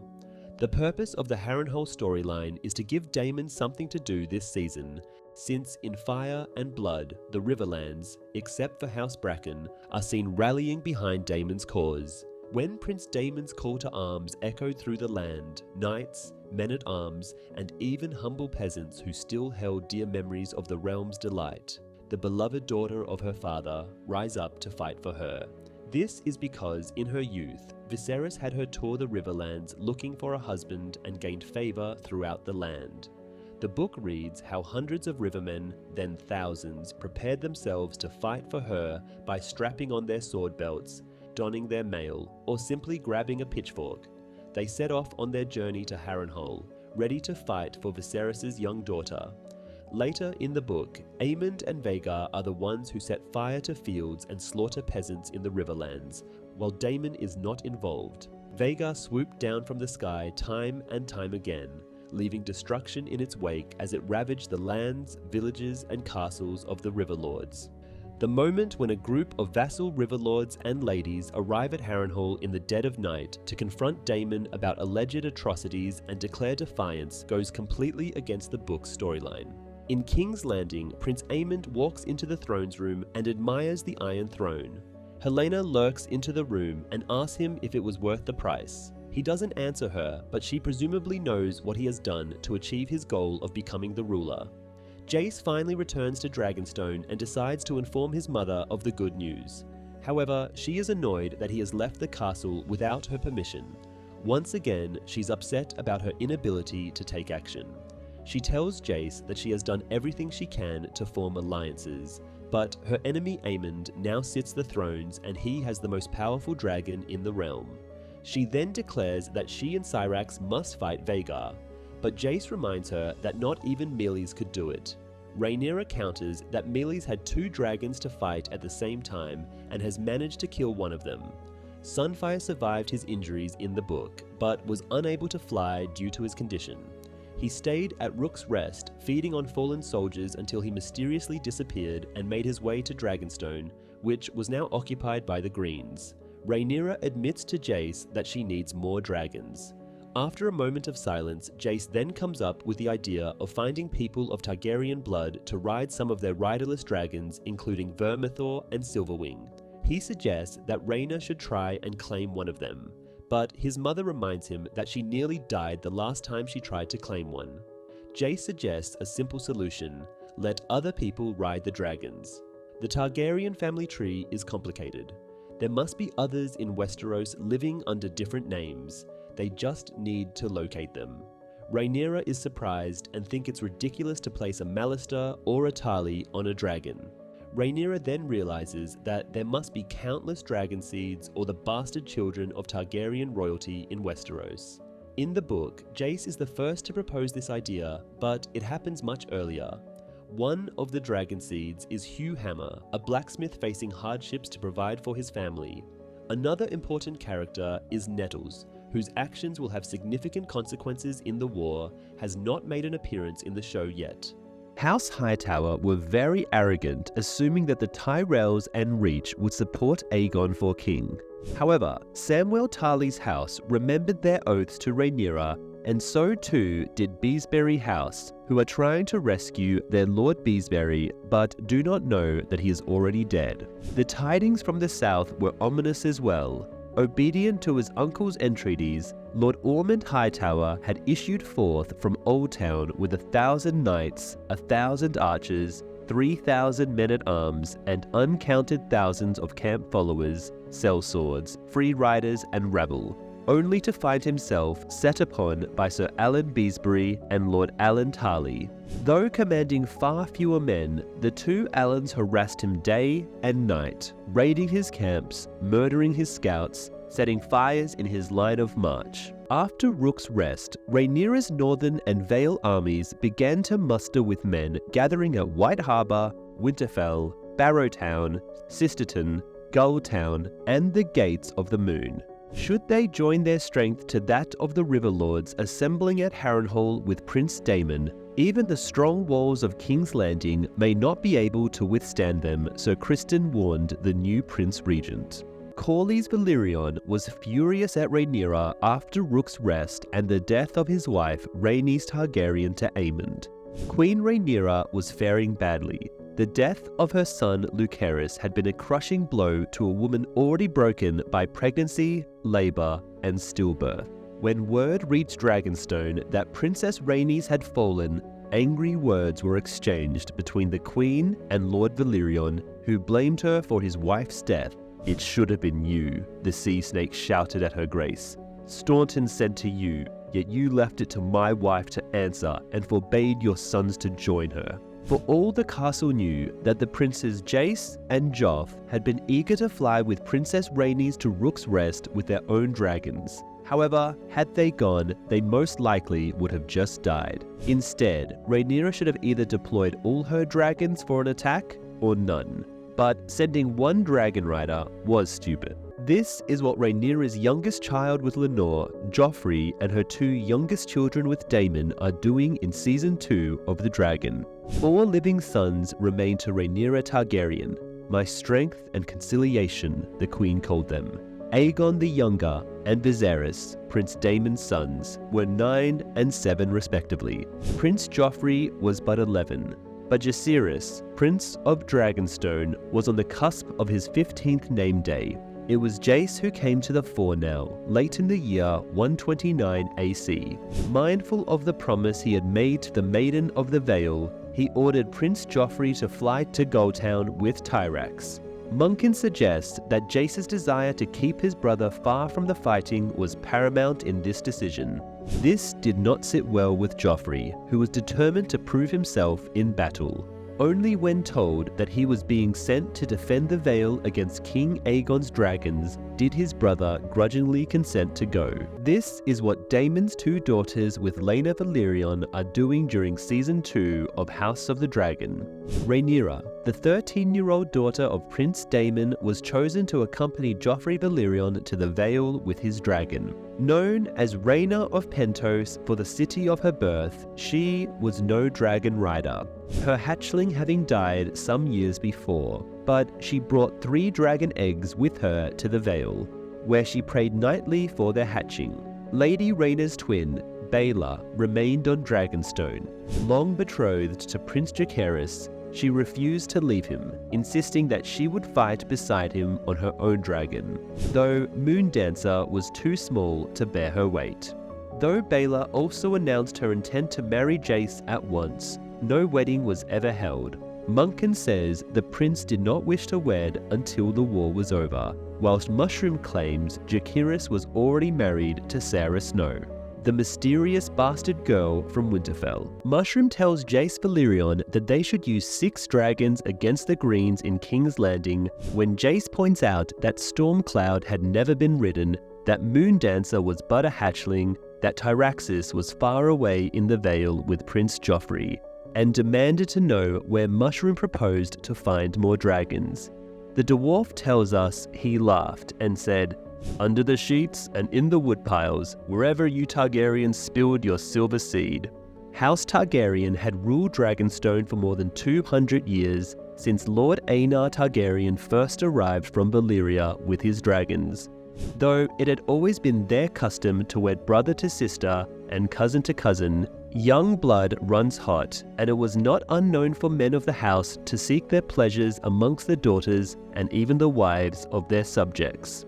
Mushroom proposes using these dragon seeds to ride Vermithor, Seasmoke, and Silverwing to attack the Greens. Even though good Queen Alysanne banned the tradition of the first night where lords could force themselves on the woman of their small folk on their wedding nights, the practice continued on Dragonstone. Indeed, until the reign of King Jaehaerys, the ancient right to the first night had been invoked mayhaps more oft on Dragonstone than anywhere else in the Seven Kingdoms, though good Queen Alysanne would surely have been shocked to hear it. Though the first night was greatly resented elsewhere, as Queen Alysanne had learned in her Women's Council, such feelings were supposedly muted upon Dragonstone, where Targaryens were rightly regarded as being closer to gods than the common run of men. We don't believe the maesters here that the women of Dragonstone were okay with this practice, since no woman anywhere would prefer to spend their wedding night not with the man they are intending to marry, but their lord, who could have her husband killed if she refuses. Alicent is such an idiot for only now realizing her children are monsters, literally and figuratively, and that the realm would have been better off with Rhaenyra. In the show, during King Viserys I's rule, Alicent Hightower frequently governed the kingdom in place of her husband. Show Alicent has only now realized that her only claim to power was thanks to Viserys, who allowed women to hold positions of significant power, like his daughter, as his heir. But under Aegon or Aemon's rule, which she helped bring about, women will have no such power. In that scene at the small council, she was probably reminded of what Rhaenys told her in Season 1, Episode 9. "And yet you toil still in service to men, your father, your husband, your son. You desire not to be free, but to make a window in the wall of your prison." The maesters try and tell us that women were okay with getting pregnant by their Targaryen lords on their wedding nights. Brides thus blessed upon their wedding nights were envied, and the children born of such unions were esteemed above all others, for the lords of Dragonstone oft celebrated the birth of such with lavish gifts of gold and silk. These happy bastards were said to have been born of dragon seed. Even after the end of the rite of the first night, certain Targaryens continued to dally with the daughters of innkeepers and the wives of fishermen. We shouldn't really believe that women and their soon-to-be husbands were okay with Targaryens forcing themselves on the bride during their wedding night, especially when most Targaryens were more like Daenerys' brother Viserys and King Aegon II. Essentially, the Targaryens who women wouldn't want in their beds are the ones who practiced the first night. Aemon Targaryen is appointed as regent to rule over the Seven Kingdoms. However, was this decision made because he was the best candidate, or because the other council members know what kind of a monster he is and were afraid to speak out against him. Meanwhile, we see Alicent get pushed aside due to her softness towards Rhaenyra, and even now she realizes what a monster she has created in Aemond. However, there is a good argument that everyone at the Green Council know what Aemond did to the king, and fear that if they resist his ascension to regent, they too might meet a grim fate.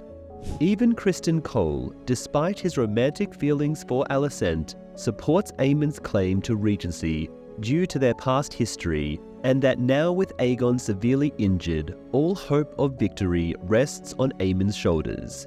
We see Aemond gazing at the Iron Throne, however, he is not the king yet. Aemond seductively gazes at the Iron Throne since now all Aegon has to do is die and it's his for the taking. Helaena, however, his sister, and the husband of the brother he just tried to kill, asks him, was it worth the price? Which hints at her knowing what Aemond did. What's interesting is how both Aemond and Daemon mirror each other in this episode as second sons who believe that they should be king. They both trained all their lives at swordsmanship and dragon riding so that they can be feared. But they also studied history, war, and the ancient Valyrian texts.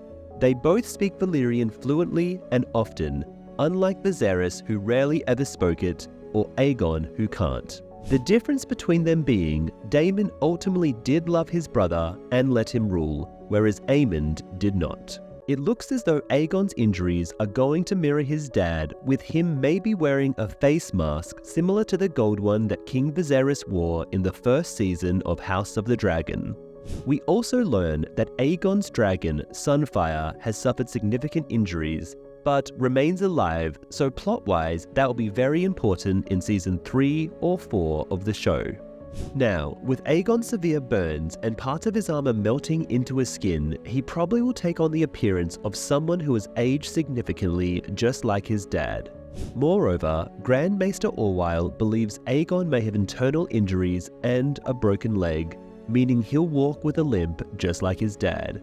We might even have a scene where Aegon walks into a room similar to Viserys at the end of episode 8, donning a face mask, cane, and limp with a thick robe to hide the extent of his injuries, mirroring his father. Daemon Targaryen's dream features him being intimate with a Targaryen woman who praises him over Viserys and acknowledges his strength and worthiness for the Iron Throne. The unsettling twist comes when she whispers to Daemon that he's her favorite son. Alyssa Targaryen has had virtually no mention in the show, but she holds a significant place in the Targaryen family history. She was the daughter of King Jaehaerys I and Queen Alysanne Targaryen. Daemon's mother was wedded to her older brother, Balon the Brave, and Alyssa was the initial rider of Rhaenys' dragon, Meleys, while Balon controlled Vhagar before Lyanna. Alyssa met her demise due to childbirth complications after giving birth to her third son. The episode begins with the Lannister army arriving at the Golden Tooth. Jason Lannister awaits outside the castle with a caged lion and 1,000 knights. They encounter the surrendering Lord Lefford, who welcomes them and announces that he has 500 fighting men. Jason mocks him by stating he has much more men than that. Lord Lefford says that his army is ready to march with the Lannister host, but Jason tells him that his army will not advance towards Harrenhal until Aemond and his dragon, Vhagar, join them. In the meantime, the Lannister army will reside in the castle.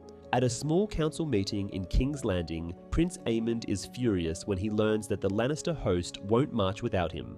Aemond is also making calculated administrative decisions. He wants Lord Tyland Lannister to make an alliance with the Triarchy to end the blockade. But Tyland doesn't think they should treat with the Free Cities, because their captains are dangerous mercenaries. However, they are essential because the Lannister and Hightower ships will take many months to arrive. Aemond thinks they would be delighted to join forces with the Greens because they will want revenge on the Sea Snake. In the books, Tyland Lannister's name does not appear in the records of the envoys sent by the Greens to negotiate with the Triarchy. Instead, the Triarchy's success is attributed to Lord Otto Hightower's schemes where he proposed seeking aid from the Triarchy to break the Velaryon fleet's blockade of the Gullet, not Aemond. However, the Triarchy's delayed response to Otto's diplomatic efforts, along with other shortcomings, ultimately leads to Aegon replacing him as Hand, while he is still in good health. In the episode, Queen Alicent intercedes, questioning Aemon's judgment and telling him that he is making too many bold decisions. But he ignores every comment she makes during the meeting and moves on to the next point. One of the councilmen suddenly suggests that the Dowager Queen should be married off to Dalton Greyjoy for a better alliance, but she quickly refuses him and Criston Cole takes her side. Aemond then suggests that Cole sets off for Harrenhal. The Prince Regent also removes his mother from the council. Alicent is left wondering where she went wrong with Aemond. It is clear that Aemond is determined to ensure that Aegon never discloses the truth about what happened at Rook's Rest. In the books, Aemond joins the host on Vhagar directly. In the show, it seems Aemond desires to rule without question, and he doesn't want his advisors constantly questioning his decisions. Therefore, he sends Criston to battle and demotes the Queen Dowager. The removal of Alicent from the council is really her own fault for raising her sons not to respect female rule, and she herself now realizes the gravity of the situation when her moderating voice is no longer valued. On the flip side, Aemond recalls Otto to King's Landing to resume his role as Hand, and Otto is known for his cautious nature. In the book, the small council never suggests that Alicent should wed Dalton Greyjoy in order to secure House Greyjoy's loyalty. At Dragonstone, Lord Corlys accepts the position of Queen Rhaenyra's Hand. Rhaenyra informs the council that she is in need of dragon riders for Vermithor, Silverwing, and Seasmoke. Rhaenyra addresses Ser Stefan and tells him of his part Targaryen ancestry and that he could possibly claim one of the riderless dragons. Ser Stefan thinks it a great honor that his queen would consider him for the post. She warns him that if he is to fail, he could die. But he doesn't care and is willing to risk his life for his queen. The search for new dragon riders is progressing at a slower pace compared to the book, where Jace publicly invites anyone, regardless of their noble status, to attempt to bond with a dragon. In his vision, Daemon once again finds himself in the throne room of the Red Keep, facing a still healthy Viserys seated on the Iron Throne. The exchange mirrors their conversation from the series premiere regarding the Air for a Day prank Daemon orchestrated. Although Viserys' words remain unchanged, Daemon's responses take a different turn. If Daemon had acted differently on that fateful night, Viserys could have relied on him instead of banishing him. If he resisted Otto's influence and wed Alicent, it could have prevented the outbreak of civil war. Viserys appears wearier in this reenactment, possibly due to Daemon's knowledge of what lies ahead. Viserys weeps, yet Daemon longs to exit the chamber rather than console his brother. But he finds himself unable to do so as the doors refuse to yield. Daemon wakes up from his nightmare and accuses Simon Strong of poisoning him and being the one responsible for his madness. However, Simon denies the accusation. Daemon tries to leave Harrenhal on Caraxes, but Alice Rivers convinces him otherwise. The HBO prequel portrays Daemon's vision that does not occur at all in the Fire and Blood book. In Dragonstone, the Dragon Keepers gather and sing. Rhaenyra and Jace watch as Seasmoke approaches. Rhaenyra tries to convince Ser Stefan to claim Seasmoke based on a supposed relation between the Darklands and Targaryens 6 generations ago. Seasmoke approaches Ser Stefan, and just as it looks like he is allowing the knight to mount him, Seasmoke blasts him with dragonfire. The Dragon Keeper ends his own life before he burns to death. This leads Rhaenyra to question her tactics once more. Interestingly, the book depicts a higher number of casualties than just the Ser Stefan. The claimed relation seems unlikely, as if we go back 6 generations. In Rhaenyra's line, it would have been around or before the time of Aegon the Conqueror. In Spice Town, Lord Corlys informs Alan of Hull that he is satisfied with the progress of his ship. They will be embarking on their journey soon. Corlys expresses his desire for Alan to join him as his first mate. Alan, however, argues that there are more seasoned sailors for the position. Nevertheless, Corlys reminds him that he was younger than Alan when he first assumed command. He also points out that Alan has proven himself in the Stepstones and earned the respect of the crew. In a King's Landing tavern, Ulf White, who claims to be Daemon's half-brother, expresses his dissatisfaction with the limited food options in the city, mainly fish for the common folk. Aemon's former lover, a prostitute, is frustrated by the frequent castle parties while the rest of the city suffers from hunger. Ulf White reminisces about King Viserys, who always ensured that the small folk had an abundance of food and drink, refusing to host banquets unless all of King's Landing could partake. In the book, Ulf White is based in Dragonstone, not King's Landing. Sea Smoke has escaped Dragonstone, and Rhaenyra's council is furious because of Sir Stefan's untimely death. Lord Bartimos, a member of Rhaenyra's council, decides to give her an unwanted lecture. Rhaenyra, feeling frustrated, responds by giving him a firm slap across the face and tells him that he should fear her. In her chambers, Rhaenyra grabs a sword and holds it up. Mysaria interrupts her and informs her that she did the right thing by having Sir Stefan attempt to ride the dragon.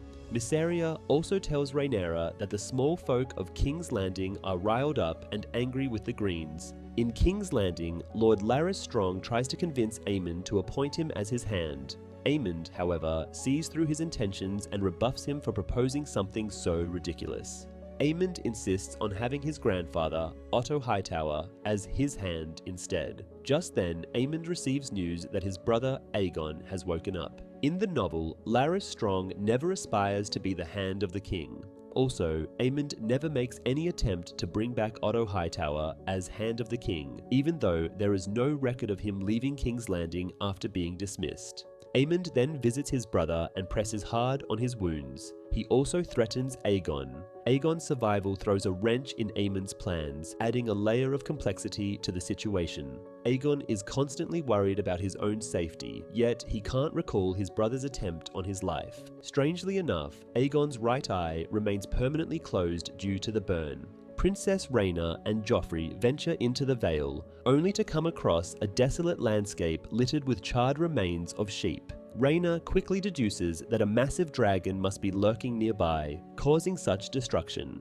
Meanwhile, tensions between Rhaena and Jane Arryn continue to escalate, leading to a growing sense of unease in the Vale. When she probes her host about the dragonfire evidence she spotted outside the Eyrie, Jane dismisses it as a large yet untamed creature hunting for food. Lady Jane informs Rhaena that a ship is ready to transport her and her half-brothers to Pentos. Nettles, the fourth dragon seed in Fire and Blood, plays a crucial role in the story, but is notably absent from the show. Described as a 16-year-old girl with a fierce personality, she forms a unique bond with the wild dragon sheep stealer by feeding it sheep every morning. Nettles becomes a key member of Rhaenyra's team, fighting alongside powerful dragons in battles like the one at the Gullet. Her relationship with Daemon Targaryen is also a point of interest, with varying accounts of their closeness. Nettles also seems to prove non-Targaryens can ride dragons, dispelling the claim that only those of Old Valyria can be dragon riders. Episode 6 foreshadows that Rhaena Targaryen will form a bond with Sheepstealer in the show instead of Nettles. In the book, Rhaena eventually gets her own dragon named Morning, which hatches from one of the eggs she took with her to the Vale. In the book, during the Dance of Dragons, there were no reports of wild dragons residing in the Vale of Arryn. Sheepstealer was known for his raids along the east coast, stretching from Driftmark to Wendwater rather than in the Vale. Back in Spicetown, Alan is shaving the white hair from his head to hide his true parentage. His brother Adam tells him that he should embrace his new position. He also adds that their father has never taken notice of him. Alan reminds him that the sea snake will never acknowledge them as his sons. In the book, their silver hair and purple eyes are open for everyone to see. In Dragonstone, Jace informs his mother that they must enlist Daemon and his dragon to overcome the Greens. Rhaenyra's reaction to Daemon's name is instant anger. Yet, before tensions rise further, Mysaria steps in to announce that their gift has been dispatched. Jace inquires about the gift, only to be met with silence. It becomes clear to him that Rhaenyra and Mysaria are keeping secrets from him. Boats loaded with provisions drift onto the beach at King's Landing, each bearing a Targaryen flag in black and red, indicating to the recipients that Queen Rhaenyra is responsible for this act. However, the unexpected bounty descends into disorder as the locals scramble and battle each other for food, including Hugh Hammer.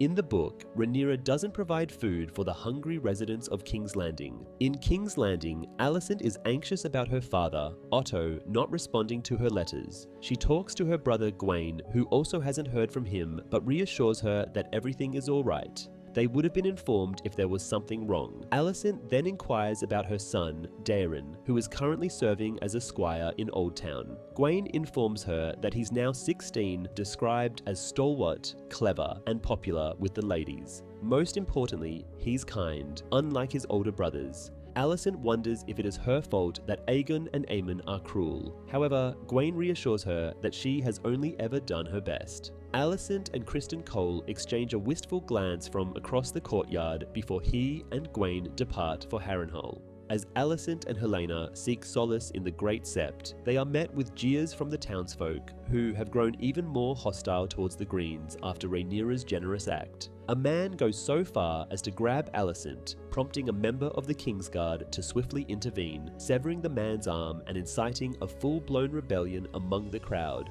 They cry out as they turn on the knights, while Alicent and Helena make a desperate dash for safety. In the book, the residents of King's Landing were constantly voicing their grievances to Aegon, and not Aemond, regarding the lack of food, yet the situation never spiraled into a full-blown riot. Larys Strong visits King Aegon. Larys informs him that Aemond is now in charge, and that puts the king's life at risk. Larys also tells Aegon that he will forever be changed and never look like he once did. Despite their visible physical challenges, they reach a mutual understanding and agree to support each other.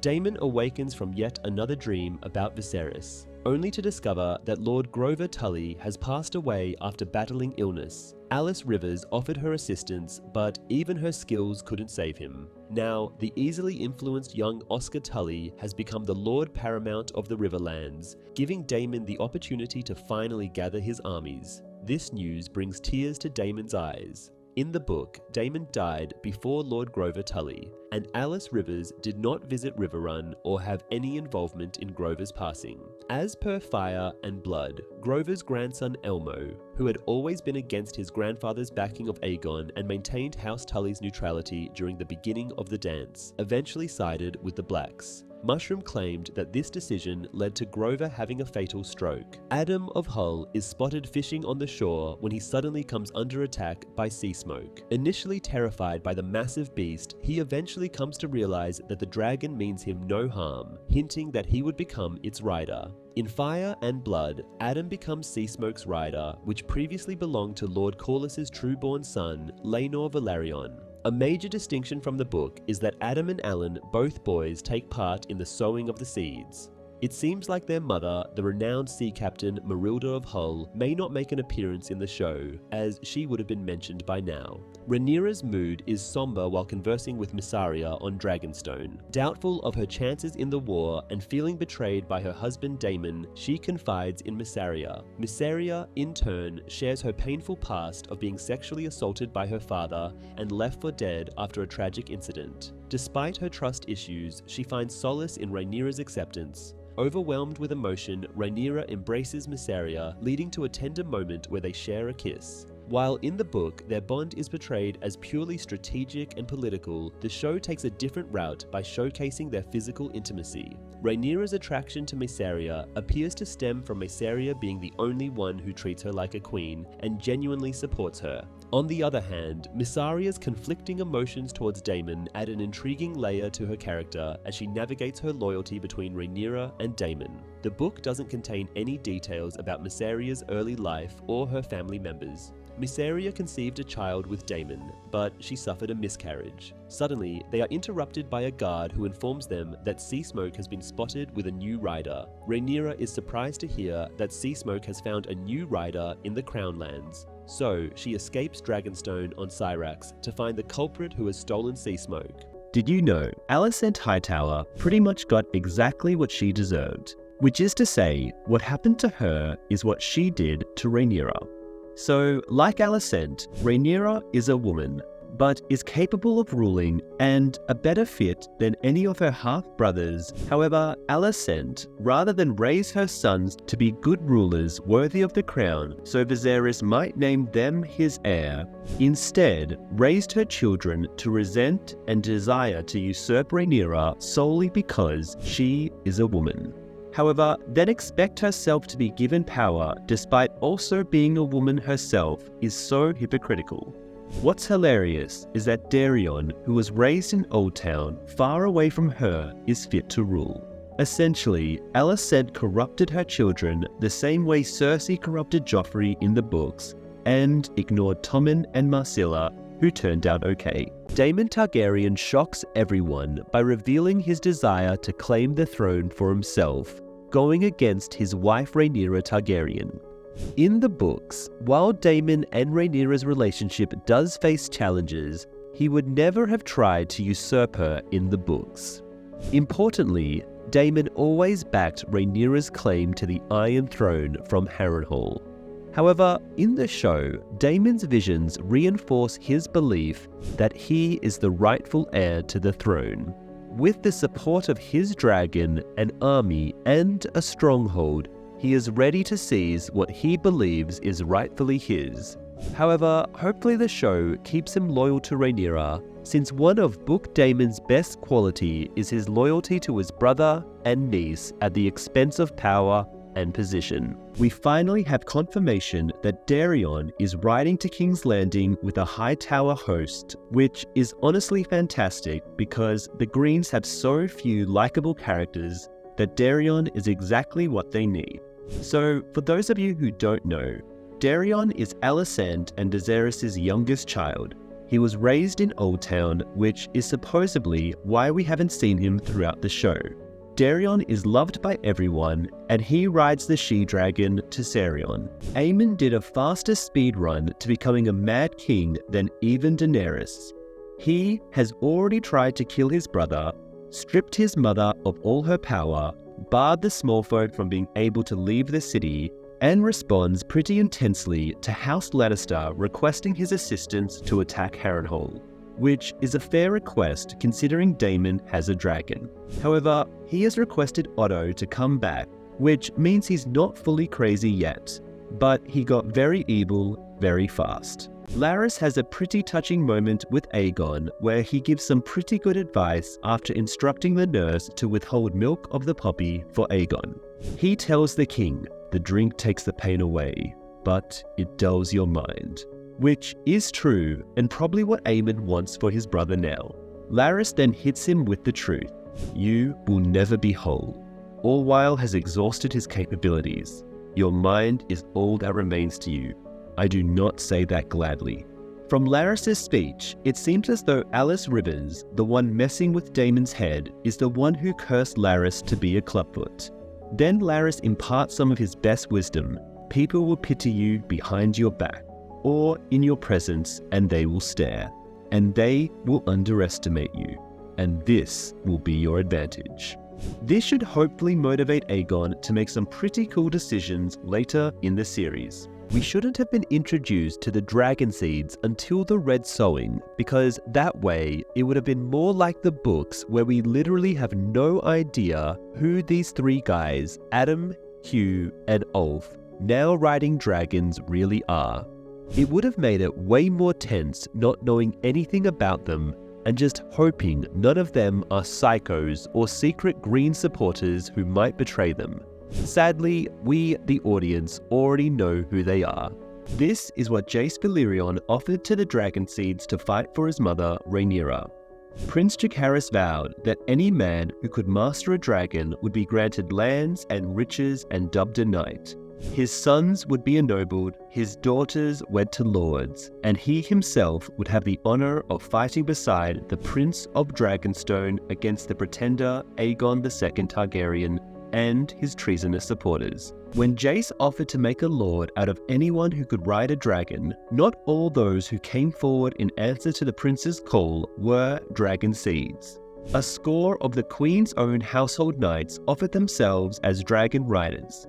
Amongst them, the Lord Commander of her Queensguard, Sir Stefan Darklin, along with squires, scullions, sailors, men-at-arms, murmurs, and 2 maids. The Sowing of the Seeds, Monken names the triumphs and tragedies that ensued. Others prefer the Red Sowing. The most unlikely of these would-be dragon riders was Mushroom himself, whose testimony speaks at length of his attempt to mount Old Silverwing, judged to be the most docile of the masterless dragons. It ends with Mushroom running across the ward of Dragonstone with the seat of his pantaloons on fire, and nigh drowning when he leapt into a well to quench the flames.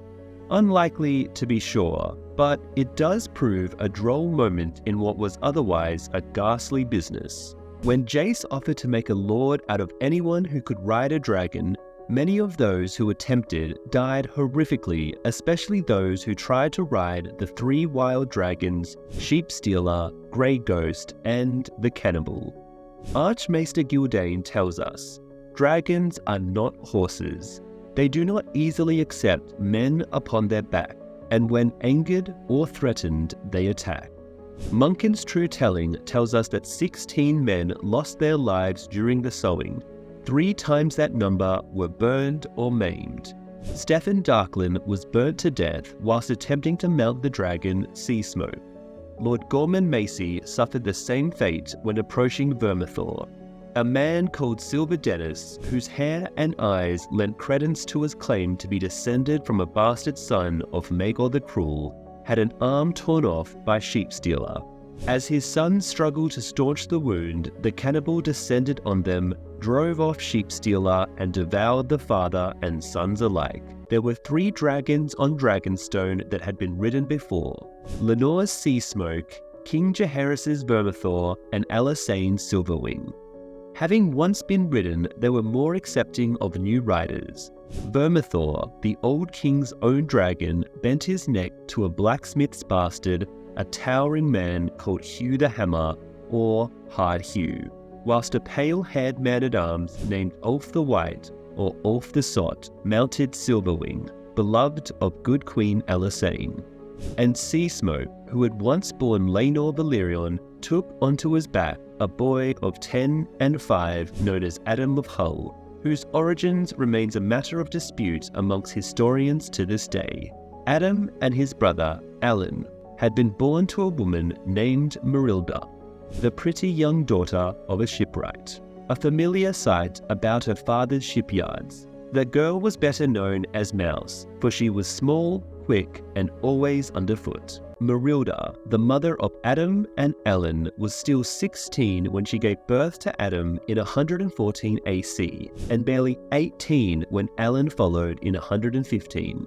Small and quick as their mother, these bastards of Hull were both silver of hair and purple of eye, and soon proved to have sea salt in their blood as well, growing up in their grandsire's shipyard and going to sea as shipboys before the age of 8. When Adam was 10 and Alan 9, their mother inherited the yards upon her own father's death, sold them, and used the coin to take to the sea herself as the mistress of a trading cog she named Mouse.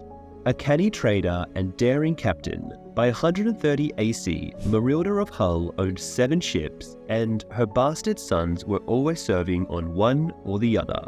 That Adam and Alan were Dragonseed no man could doubt, though their mother steadfastly refused to name their father. Only when Prince Jaehaerys put out the call for new dragon riders did Merilda at last break her silence, claiming that her boys, Adam and Alan, were the natural sons of the late Sir Laenor Valyrion. They had his look, it was true, and Sir Laenor had been known to visit the shipyard in Hull from time to time. Nonetheless, many on Dragonstone and Driftmark were skeptical of Merilda's claim, for Laenor Valyrion's disinterest in women was well remembered. None dared name her liar, however, for it was Laenor's own father, Lord Corlys himself, who brought the boys to Prince Jaehaerys for the sowing. Having outlived all his children and suffered the betrayal of his nephews and cousins, the sea snake seemed more than eager to accept these newfound grandsons. And when Adam of Hull mounted Sir Laenor's dragon, Sea Smoke, it seemed to prove the truth of his mother's claim.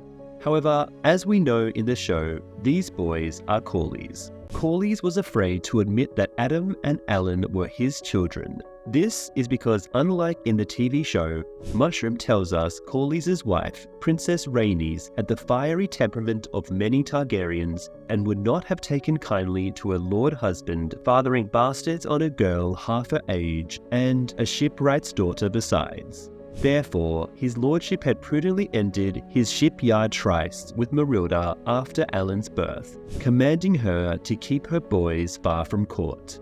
Only after the death of Princess Rhaenys did Lord Corlys at last feel able to bring his bastard safely forward. In this instance, it must be said, the tale told by the fool seems more likely than the versions offered by Septon Eustace and Grand Maester Monken, who claimed the boys were Lenore's. However, many and more at Queen Rhaenyra's court knew that the boys were Corlys. The show probably changed this so Rhaenys wouldn't come off as being like Catelyn Stark. This episode begins with Queen Rhaenyra Targaryen on a beach meeting with the person who had stolen the dragon Sea Smoke. At first, Rhaenyra is apprehensive and not sure what to expect. A man that she has never seen before stands before her. It is Corlys Velaryon's bastard son, Adam of Hull. He has claimed the dragon and has sworn his fealty to the queen. She is impressed, but asks him about his parentage. However, he doesn't know if he's from Targaryen descent. He also doesn't make it clear to her who his father is. The queen is pleased with him and invites him back with her to Dragonstone. Rhaenyra feels a renewed sense of hope that the lowborn can indeed control the riderless dragons on Dragonstone. She has been disheartened by Sea Smoke's attack on Sir Stefan Darklyn, but now she knows it's possible for seeds to claim dragons. In the books, the dragon Sea Smoke did not go out of its way to choose Adam of Hull as his new rider, but acquired him at the Red Sowing. This twist in the TV version makes Adam stand out. His interactions with Rhaenyra and his father Corlys Velaryon are unique to the show, meant to hint at the Hull brothers' parentage on their mother's side. In the book, their mother Marilda reveals that their father was Sir Laenor Velaryon, but on the show she seems to be absent. It was Lord Corlys himself who presented the boys to Prince Jacaerys for the sowing, eager to accept his newfound grandsons. When Adam of Hull mounted Sea Smoke, Sir Laenor's dragon, it seemed to confirm his mother's words. However, everyone knew this for a lie, and they were Corlys' children that he kept hidden until Rhaenys' death. Larys encounters Lord Jasper Wilde as they gaze out over the courtyard of the Red Keep in King's Landing. Wilde brings news from Blackwater Bay and the Crown Lands, mentioning that a new rider may have taken control of Sea Smoke. Considering Larys' allegiance to the Greens during the Dance of the Dragons, this information could be crucial for their report to the Prince Regent. However, Larys brushes off the notion, arguing that the sources lack credibility, and advising Wilde to keep this information to himself. Rhaenyra is in her chambers conversing with the Lady Mysaria. The two of them try and figure out who can ride the dragons Silverwing and Vermithor. Rhaenyra doesn't know where to look for potential riders of Targaryen descent.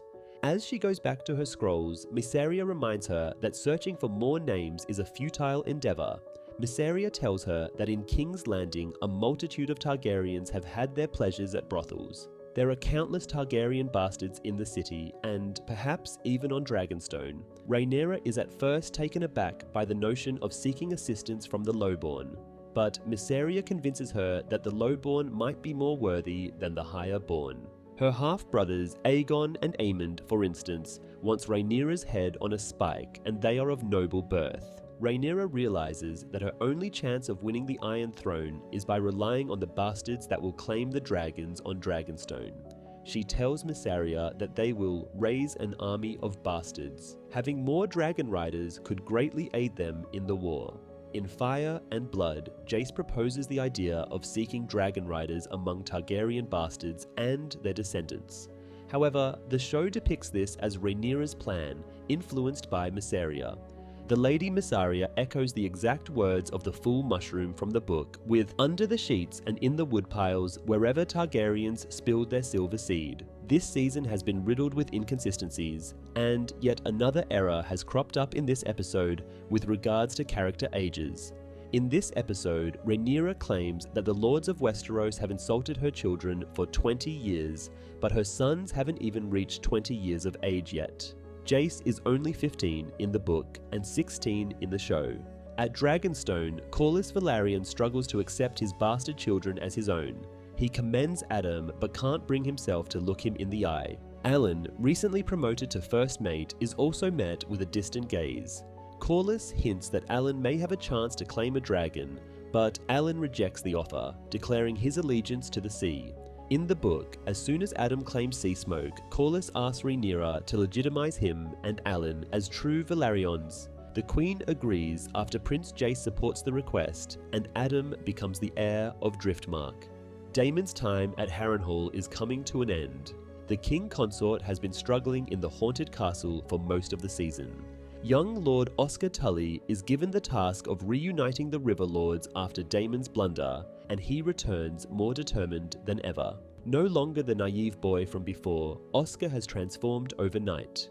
He tells the River Lords that Daemon has dishonored himself. Despite their hatred for Daemon, Oscar's family promises to honor Rhaenyra as their queen, and they will fight for her. Oscar then confronts Lord Blackwood for his actions against House Bracken. Blackwood claims he was only following Daemon's orders, so Oscar decides to make peace by ordering Daemon to behead Blackwood. This power move establishes Oscar as a force to be reckoned with, and Daemon will pay for his mistakes by becoming an executioner for a day. The Riverland storyline in the show is completely fabricated. In Fire and Blood, Daemon seizes Harrenhal, and nearly all the River Lords, except for the Brackens, pledge their allegiance to Rhaenyra without any hesitation. Afterwards, Aemon devastates villages and murders innocent people in the Riverlands, while Daemon is nowhere to be found. After the beheading, Daemon returned to his room and has another vision of his late brother, King Viserys. Viserys holds his crown and tells Daemon that he never wanted to be king. It only caused pain. He says that the crown crushes anyone who wears it. Daemon has always wanted to be king. Viserys then asks him if he still wants to be king, but Daemon doesn't answer him, and the vision ends. In King's Landing, Aegon is trying to walk even though his leg isn't fully mended. He moans loudly with every step. He even falls and wishes to give up. Suddenly, Larry Strong enters the room and suggests that the Grand Maester shouldn't be so hard on Aegon. Larys then helps to take Aegon to his bed. Aegon's burns have been healing and his eye has finally opened, but his left ear is completely gone. Larys tells him that he needs to get better as soon as possible. Larys then turns around and tells the Grand Maester to get Aegon up and walking as much as possible, even though it is ill-advised. In the Vale, Lady Jane Arryn sends Princess Rhaena, Prince Joffrey, Prince Aegon III, and Prince Viserys to Pentos. But Rhaena suddenly has a change of heart. She runs off the path towards the fields to try and track down the Dragon Sheepstealer. This unexpected turn of events hints at Rhaena possibly following in the footsteps of the character Nettles from the book. Nettles was a remarkable dragon seed during the Targaryen Civil War known as Dance of the Dragons. She rode the wild dragon Sheepstealer, whom she tamed using an unconventional method. Nettles fought bravely in the Battle of the Gullet and later became the mistress of Daemon Targaryen, siding with the Blacks. According to Mushroom, Nettles was rumored to be the daughter of a dockside growing up in Driftmark, Spicetown, and Hull. Described as plain-looking, filthy, foul-mouthed, and fearless, she had brown skin, brown eyes, and black hair, hinting at non-Westerosi ancestry. Nettles was one of 4 dragon seeds to successfully tame a dragon, using a unique method of feeding Sheepstealer's sheep's blood daily to gain its trust. Whether she had Valyrian blood or simply possessed exceptional bravery and intelligence remains a mystery. The show, however, has not introduced this character yet, and it seems like Rhaena will replace her. In the Godswood, Alicent travels by horse with her guard. She wishes to cleanse herself from all the sinful acts she has committed by swimming in a lake. The Dowager Queen Alicent Hightower's struggles are unique to the series. The riot at the Sept, Alicent venturing into the Kingswood for a solitary swim in a lake, and her confiding to her Queen's Guard about the possibility of not returning to King's Landing are not found in the book. Back at Dragonstone, Jace is furious with his mother's plan of recruiting the lowborn to ride their dragons. He is also annoyed that the Lady Mysaria has been counseling his mother. Rhaenyra bites back by saying that Jace was the one who suggested that Ser Stefan should try and claim a dragon. But he says that Ser Stefan was a commander of the Queen's Guard, whereas the seeds are mongrels. Jace reminds her that House Targaryen is the blood of the dragon. If anyone has a claim to it, what would happen to them? Jace then warns her that one of these seeds might try and be king one day and claim the throne for themselves. Rhaenyra explains that they will die if they don't have these extra dragons and dragon riders. Jace then admits that he knows he is a and that his claim to the throne will be challenged. Rhaenyra says that she has no other choice but to go through with her plan, leaving Jace furious. Jace's hatred towards allowing non-Targaryens to become dragon riders is a character trait he did not possess in the books. Rhaenyra's handmaidens spread the word all around King's Landing, with many people respond to the call, including the blacksmith, Hugh Hammer, and the drunkard Ulf White. In episode 3, Ulf claims to be a descendant of Baelon Targaryen as well as Daemon's and Viserys' half-brother. Despite Ulf's complaints about his knee, the Bar convinces him to confirm his lineage. Hugh also discloses to his wife that his mother was Baelon Targaryen's sister. That would make Hugh a cousin of Daemon and Viserys. Ulf is supposedly the son of Prince Baelon Targaryen, but in the book, Ulf with his pale hair was given his name because of his striking white locks. Despite having Valyrian features and forming a strong bond with a dragon, Ulf's lineage remained a mystery, leaving open the possibility that even he was unsure of which Targaryen he was descended from. Hugh discloses to his wife that he is the illegitimate son of Princess Saera Targaryen. In Fire and Blood, Saera angered her father, King Jaehaerys, for being too sexually open. She escaped her confinement and fled to Lys, where she became a prostitute. After a few years, she moved to Volantis to open her own brothel. She had multiple children, and 3 of her sons showed up at the Great Council of Harrenhal in 101 to press their claims. In the book, it's very hard to imagine that Hugh could be Saera's son, because he was a blacksmith on Dragonstone. At Dragonstone, the Dragon Keepers are refusing to take part in Rhaenyra's scheme of recruiting seeds to ride the dragons. They call it an abomination as the blood of the dragon is sacred. In the book, the Dragon Keepers were a formidable group of 77 men dedicated to the relentless protection of dragons, standing guard day and night at their lairs. Clad in shining black armor and wielding swords, these sentinels sported helms adorned with a line of dragon scales that gracefully trailed down their backs. In contrast, the television series House of the Dragon presents a strikingly different vision of the Dragon Keepers, portraying them as a monastic order with shaved heads and lightweight garments. They wield dragonglass daggers and carry long staffs to guide the dragons. Interestingly, many of these Dragon Keepers communicate exclusively in High Valyrian, even outside their official duties, and the series also introduces female Dragon Keepers. Showrunner Ryan Condal shared that these changes were influenced by budget limitations. They found it challenging to recreate the intricate scaled armor from the books for the first season without compromising the armor of other key characters. George R.R. Martin approved the new portrayal of the Dragon Keepers. Rhaenyra then takes it upon herself to show the seeds to the dragon pit and introduce them to Vermithor. He is the second largest dragon in the realm. He is called the Bronze Fury and once belonged to her great-grandfather, King Jaehaerys. Vermithor emerged from a dragon's egg placed in the cradle of Prince Jaehaerys Targaryen by his sister Rhaena in the year 34 AC. By 42 AC at Dragonstone, Vermithor played a significant role in the funeral pyre of King Aenys Targaryen I, joining forces with the dragons Quicksilver and Silverwing. In 44 AC, Jaehaerys, along with his sister Alysanne and their mother Alyssa Velaryon, found themselves on Dragonstone as hostages of Dowager Queen Visenya Targaryen. Following the natural death of Visenya that year, chaos ensued, prompting Jaehaerys, Alysanne, and Alyssa to escape the island, accompanied by Jaehaerys' dragon, Vermithor, and Alysanne's Silverwing. By 48 AC, Vermithor had accepted Jaehaerys as his rider, just as Jaehaerys laid claim to the Iron Throne.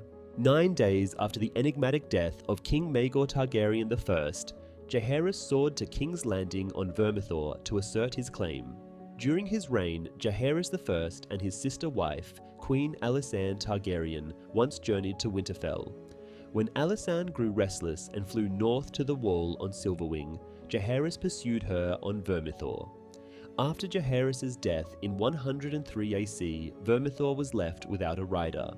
Throughout the reign of Jaehaerys' successor, King Viserys I Targaryen, Vermithor remained riderless, residing in the smoking caverns of the Dragonmont on Dragonstone. As Rhaenyra addresses the bastards, speaking of glory and taming dragons, the excitement in the air is palpable. Rhaenyra tells Vermithor to be calm and he allows her to touch him. She then leaves it up to the seeds to try and claim him. Rhaenyra watches from a stand above to see who is the most worthy. As they approach Vermithor, the dragon's fiery appetite proves deadly. The first volunteer is burnt alive and devoured by the dragon. Vermithor continues to burn countless people and eat as many as he can. Among the chaos is Hugh Hammer, who defies his wife's wishes and comes to battle after losing his child to starvation and illness. With nothing left to lose, he faces Vermithor's fiery jaws and lets out a scream. In response to his rage, Vermithor seems to acknowledge his fury and determination. Hugh Hammer, the humble blacksmith, has now claimed the dragon of his grandsire, the late King Jaydeewis. Vermithor has left a trail of destruction in his wake, but Ulf White has managed to evade him, only to find himself in the lair of another dragon, Silverwing. Ulf accidentally steps on one of her eggs, but she doesn't seem to notice and takes Ulf as her new rider. Silverwing, a silvery female dragon, was the mate of Vermithor. She was previously owned by Queen Alysanne Targaryen, also known as Good Queen Alysanne, who was the sister wife of the old King Jaydeewis. Silverwing was known to be a gentle dragon who, like Vermithor, grew up during a time of peace and stability. Alysanne once flew Silverwing to visit the wall in the north, where the dragon behaved erratically, refusing to fly over the wall, seemingly sensing the presence of the White Walkers. After Alysanne's passing, Silverwing remained riderless in Dragonstone until the bastard Ulf White claimed her. Back in King's Landing, the small council meeting is interrupted by a guard who informs them that there's another dragon flying close by. Silverwing is flying overhead while Aemond rushes to his horse. Aemond rides his horse to Vhagar and mounts her. Vhagar chases Silverwing, but Silverwing is much faster than her. When Ulf inadvertently soars over King's Landing on Silverwing, chaos erupts. Aemond chases the new dragon rider, pursuing him all the way to the shores of Dragonstone. He halts his pursuit there, with Rhaenyra observing from afar. Her team is now bolstered with additional dragons, and another one might be on the horizon. Silverwing's flight over King's Landing, with Prince Regent Aemond Targaryen flight to Dragonstone, is a unique addition to the series and does not appear in the book. Not long after Adam of Hull had proved himself by flying sea smoke, Lord Corlys went so far as to petition Queen Rhaenyra to remove the taint of bastardy from him and his brother. When Prince Jacaerys added his voice to the request, the Queen complied. Adam of Hull, Dragonseed, and Bastard became Adam Balerion, heir to Driftmark. However, the mistake in doing this is that it meant House Balerion would no longer have Targaryen blood and make them weaker in the future. Corlys' arc this season has been underwhelming. He begins the season mourning Lucerys and worrying about the succession of House Balerion. He offers the role of heir to Baela, but she refuses him. He hasn't asked anyone else, just held awkward conversations with Alan and Adam for several episodes. As Hand of the Queen, the only major advice he has given Rhaenyra is to not underestimate Dreamfire and Tessarion, which is advice she could have gotten from anyone. Hopefully he'll be more active in the next season. Mysaria, or the White Worm, is a really scary and morally ambiguous character, whereas her show counterpart is just a bit boring by comparison. In the books, her and Daemon getting revenge with blood and cheese was on purpose and not a bumbling mistake. She becomes Rhaenyra's Master of Whisperers because she is still greatly feared and not running from her life like in the show.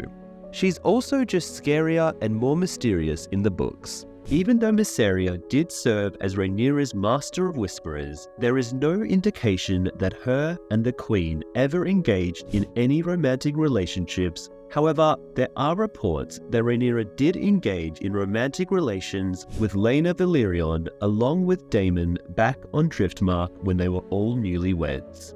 So the possibility of Rhaenyra and Mysaria having feelings is not completely impossible, and Millie Alcock did portray Rhaenyra as having feelings for Alicent. Daemon's Riverland adventures were a lot more fun and didn't involve any isolated hallucinations in Harrenhal. In Fire and Blood, Daemon's mere presence and treating with the River Lords quickly had many of them pledge their allegiance to Rhaenyra. So much so that even the Tullys of Riverrun joined Daemon. However, despite having Daemon waste so many episodes doing nothing, him betraying and ultimately beheading Blackwood was an interesting end to the Riverlords plotline, even if it took forever to get there. Jace has a massive hatred to allowing non-Targaryens to become dragon riders, which is a character trait he did not possess in the books. It seems to stem from his own insecurity of being a strong, and that if they start allowing more non-Targaryens to become dragon riders, then his claim to be king of the Seven Kingdoms will be called into question. Because, like these new low-born bastards claiming the title of Dragon Lords, he himself could be viewed as nothing more than a bastard claiming the title of king with no rightful claim.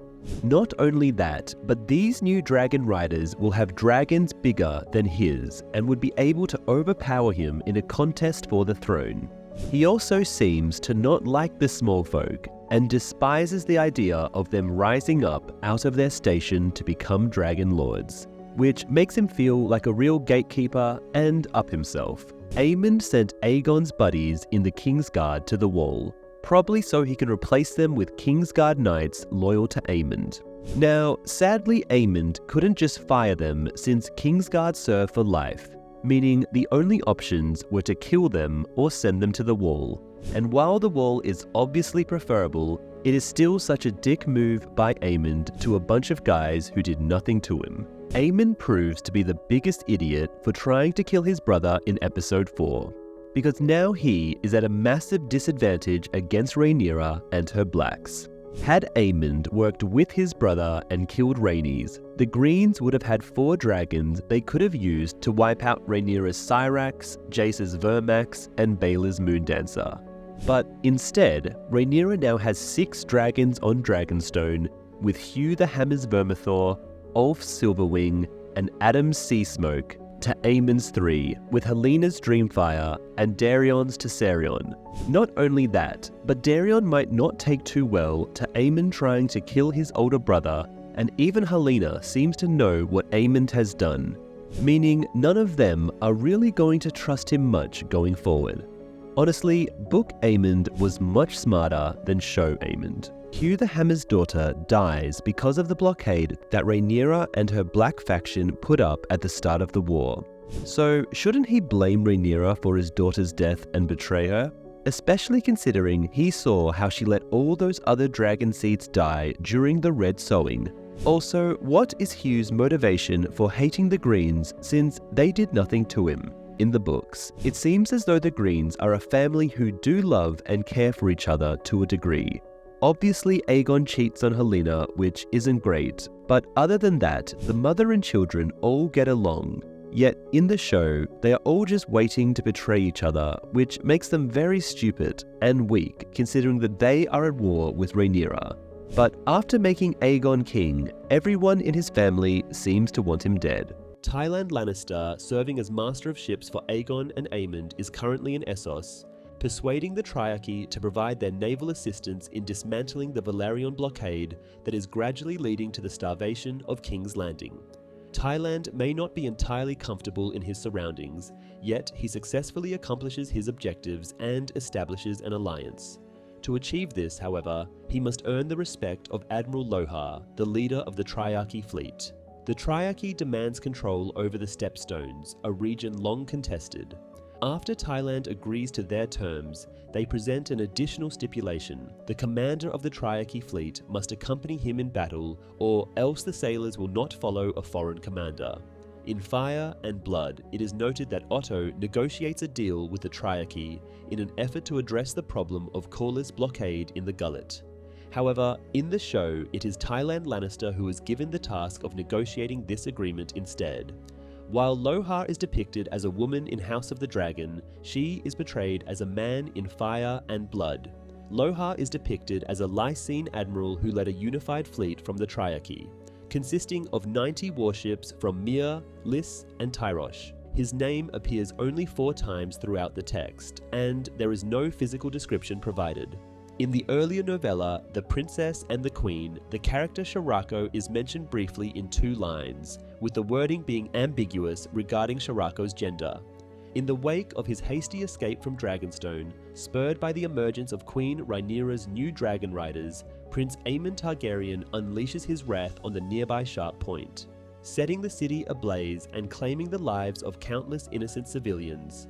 Sharp Point is the stronghold of House Massey in the show, but is the seat of House Bar Emmon in the books. Gorman Massey holds a position on Rhaenyra's council, so Aemond punishes Sharp Point for their allegiance to her. However, this incident is not found in Fire and Blood. King Aegon lies in bed, still recovering, when Lord Larys arrives with a pressing suggestion. They need to flee King's Landing as Aemond is intent on killing him. Fortunately, Larys has already moved his wealth to the Iron Bank in Braavos to provide them a temporary refuge. But Aegon is reluctant to abandon his home and is more concerned about a troubling issue with his manhood. But Larys manages to sway him with the allure of potential glory. He assures Aegon that they can return to King's Landing when the moment is right, and Aegon would emerge as a true hero. In the book's account of the sowing, Sheepstealer was particularly deadly, claiming more victims than all the other dragons combined, surpassing the toll of Vermithor, Seasmoke, and Silverwing. In the story, 2 prominent figures attempted to claim Sheepstealer. Silver Denys, who was the first to try to claim Vermithor during the sowing of the seeds, and Alan Hull, the illegitimate son of Corlys Velaryon. However, Nettles chose a unique strategy compared to the others. Rather than using High Valyrian and extending her hand to the dragon, she opted to lure Sheepstealer by bringing him sheep day after day. Over time, Sheepstealer became familiar with her presence and ultimately allowed her to ride him. Following her bond with Sheepstealer, Nettles devoted herself to Rhaenyra, actively participating in numerous battles on her behalf. As Nettles is absent from House of the Dragon, Rhaena might take on a similar character arc in the series. However, Rhaena's decision to claim Sheepstealer introduces a minor complication in the book's canon. In Fire and Blood, she ultimately claims her own dragon, a pink-scaled creature known as Morning. This dragon hatches from one of the eggs that Rhaenyra sends with Rhaena to the Vale. Out of those eggs, 3 hatch into Drogon, Rhaegal, and Viserion, leaving the possibility that the 4th could be Morning. If that's the case, it raises the question of who would be able to claim her. At Dragonstone, Prince Jaehaerys finds himself feeling uneasy, even threatened by the presence of the new dragon riders. His unexpected meeting with Ulf, who casually rests his feet on the ornate table, only adds to his discomfort. Ulf, the new rider of Silverwing, claims they share a common bond as bastards who command dragons, but Jace firmly disagrees. Later, Baelor reassures him, urging him not to fret over the newcomers. There's much more to Jace than just his lineage and his dragon. It's time for him to show everyone what he's truly capable of.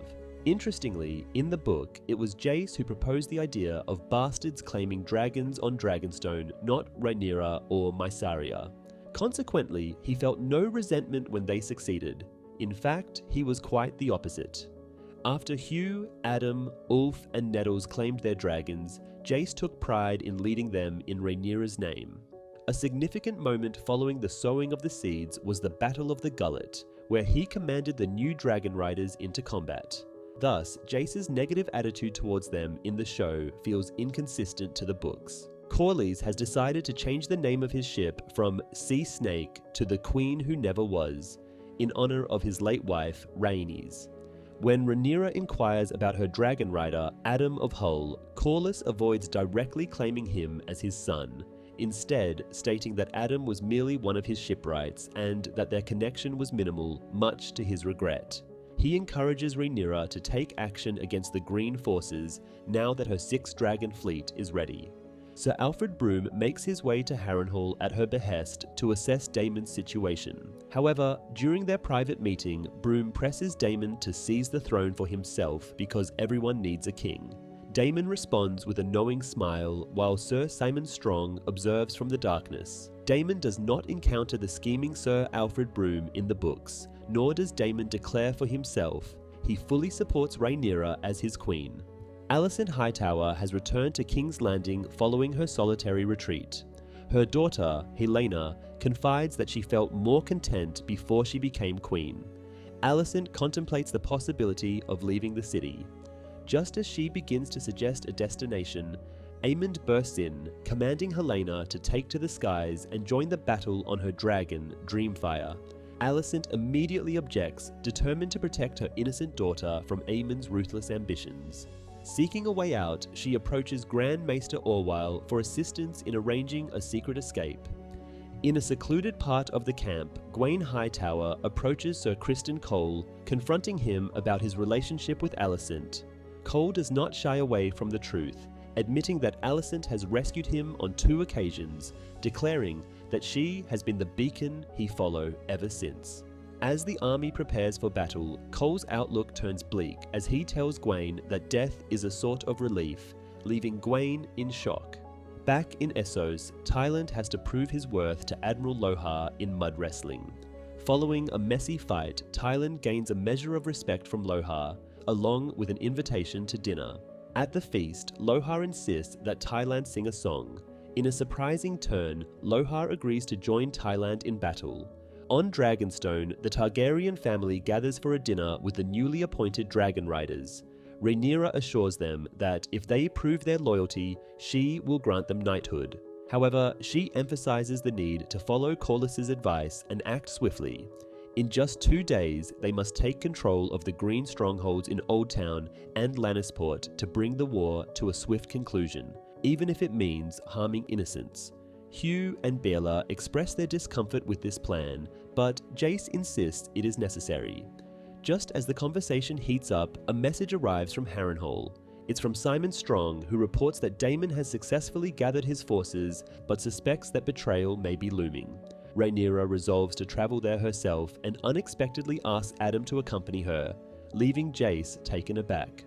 Alice Rivers stirs Daemon from his slumber in Harrenhal, guiding him to the Godswood, where she feels he is finally prepared to grasp his destiny. As they step outside, a shadowy figure adorned with antlers growls ominously in the distance before vanishing. Daemon rests his hand against the weirwood tree, and a vivid vision unfolds before him. The Blood Raven and the Three-Eyed Raven, the looming threat of the White Walkers, a blazing red comet, and the silhouette of Daenerys Targaryen heralding the birth of her 3 dragons. This sequence culminates in a powerful image of Rhaenyra seated on the Iron Throne, a clear indication of her destined rule. Just then, Helena appears, reminding Daemon of his crucial role in this unfolding tale.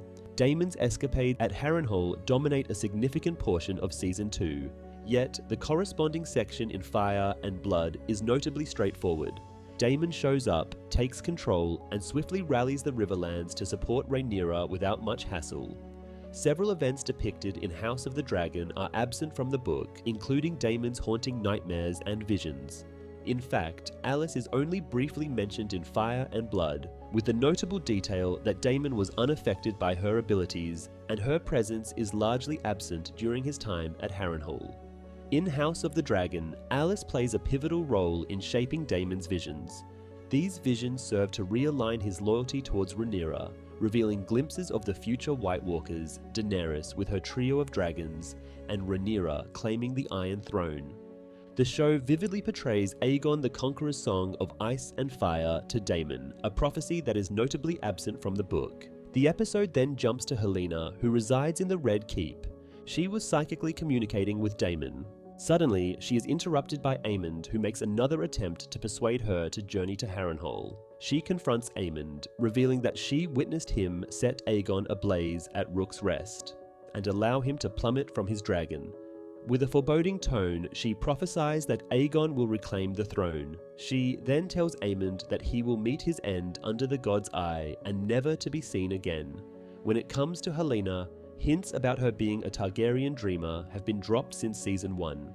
However, it seems she is instead using the old gods instead, and in the Season 2 finale, she reveals to Aemond that she not only witnessed his actions against Aegon, but also glimpsed his destiny.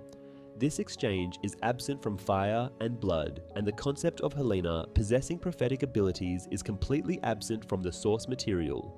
The God's Eye, the largest lake in the Seven Kingdoms, is nestled to the south of the Trident and west of the King's Road in the southern Riverlands. On its northern shore lies the imposing castle of Harrenhal, accompanied by the town of Harrentown, while an unnamed settlement can be found along the southern edge. At the heart of the lake is the mysterious Isle of Faces, the site where the pact between the children of the forest and the first men was forged. Rhaenyra and Adam make their way to Harrenhal, only to discover that Daemon has indeed gathered an army. The hall and surrounding grounds are teeming with soldiers, all sworn to Daemon. When Rhaenyra unexpectedly confronts him, Daemon speaks in High Valyrian, revealing a surprising shift in his allegiance. The world is not as he once perceived. This war is merely the beginning. Winter approaches, bringing darkness and despair. This echoes the sentiments of House Stark. Daemon's vision from the weirwood has profoundly changed him. He now shares Viserys' belief that Rhaenyra is the key to uniting the realm against the looming threats. He kneels before her, proclaiming Rhaenyra as the rightful queen. His soldiers follow suit, dropping to their knees in solidarity. Rhaenyra is taken aback by this display. Daemon then rallies his men, urging them to fight for their queen, and they respond with a thunderous cheer. At last, Corlys is ready to step onto a real boat. But before he does, he attempts to extend a hand to Alan, one of his illegitimate sons. Alan quickly sets him straight and reminds his father that he has never offered assistance before. Alan and Adam were abandoned to face years of hunger and poverty without a father. Alan declares that if he makes it through the war, he intends to continue as he began, by himself. Rhaenyra awakens to an unexpected guest at Dragonstone, Alicent. The Dowager Queen is eager to abandon her royal duties alongside Helaena and her daughter, seeking freedom. But Rhaenyra remains skeptical. Alicent proposes an easy path to victory. When Aemon departs for Harrenhal, Rhaenyra could seize the castle, with Alicent promising to instruct the guards to allow her entry. As for Aegon, once he recovers, she believes she can persuade him to pledge loyalty to his half-sister. Rhaenyra bristles at Alicent's continued defense of her usurping son. To ensure her triumph, she knows she must eliminate her rivals. Tearfully, Alicent agrees to sacrifice her eldest son in order to save her daughter and granddaughter. She urges Rhaenyra to let her fulfill her promise and even invites her old friend to join. However, Rhaenyra decides to remain where she is. Alicent departs alone. One of the most significant alterations that House of the Dragon introduced from Fire and Blood is the dynamic between Rhaenyra Targaryen and Alicent Hightower. In the original book, Rhaenyra and Alicent were not close and had a greater age gap than depicted in the series. However, House of the Dragon portrays them as having a deep bond, only to be torn apart by the conflict between their families. Season 2 has already shown Rhaenyra's desire to resolve the war peacefully, highlighted by her secret journey to King's Landing to meet Alicent. This meeting is absent from the book, and Alicent did not reciprocate Rhaenyra's overtures or travel to Dragonstone in the original narrative. In fact, the book does not depict Rhaenyra and Alicent attempting to meet secretly to negotiate an end to the war, nor does it show Alicent seeking mercy for herself and Helaena from Rhaenyra. Additionally, Alicent never informed Rhaenyra about Aemon's plans to leave King's Landing for the Riverlands, which would have influenced Rhaenyra's strategy to seize the city and claim the throne. Many of the events in this scene are absent from the book, though it's worth noting that there is no definitive record stating they didn't happen. Thus, while it remains a possibility within the book's canon, it is exceedingly unlikely. In the climactic final scene and montage of the last episode of the season, everyone prepares for the impending battle. Ulf, Hugh, and Adam don their gleaming armor. The Hightower army advances with Daeron and his dragon Tessarion soaring majestically above. The Stark forces march across the Twins, just as the Freys had pledged. The Lannister and Lefford armies unite in their march. Tyland Lannister and Lohar navigate the waters with the Triarchy fleet. Corlys and Alan rode towards the Queen who never was. Rhaena finally encounters a wild dragon. Otto Hightower finds himself imprisoned behind bars, and Aegon and Larys sneak away in a chicken coop. If Rhaenyra is anticipating Aegon's capture, she will be sorely disappointed to discover he's gone missing. It seems as though Helena is able to have prophetic visions because she is connected to the werewood net, the same way Bran could see things in Bloodraven's cave, and Alice Rivers can also predict stuff. However, these powers are related to the old gods, and Helena is a Targaryen, so it doesn't really make sense for her to have this connection without being in contact with a werewood. Sadly, like a lot of things in the show, it just doesn't really make sense. Helena Targaryen was kind of wasted this season and not included in any of the discussions, despite the fact that she is a dragon rider herself and could play a significant role in the fighting. For example, Helena's dragon Dreamfire is bigger than Aegon's Sunfire and way bigger than Baela's Moondancer. But there are no discussions about using her in the battlefield or her opinion on the war in general. Besides her son dying, she doesn't do much. Season 2 of House of the Dragon kind of ruined Aemond. After episode 5, he became way too much of a villain, despite the fact in the beginning of the season, he actually felt regret for killing Luke, which was way more interesting.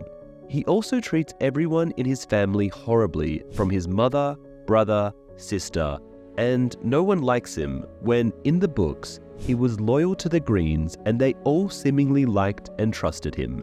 Aemond burns Sharppoint, which the showrunners say is the seat of House Macy.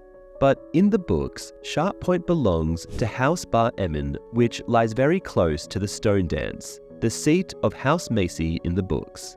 This was either a mistake on the part of the writers or a deliberate change because Lord Macy is a member of Rhaenyra's council and his daughter is Rhaenyra's lady-in-waiting, which makes this attack from Aemond more devastating for Rhaenyra. Here are the dragons from House of the Dragon Season 2, ranked from smallest to biggest. The smallest dragons, which are all roughly 15 years old, are Jace Valyrion's Vermax, Baela's Moondancer, and Prince Darion's Tessarion. The next biggest is Aegon's Sunfire, which is at least 20 years old. After that is probably Lenore's Sea Smoke, which now belongs to Adam of Hull.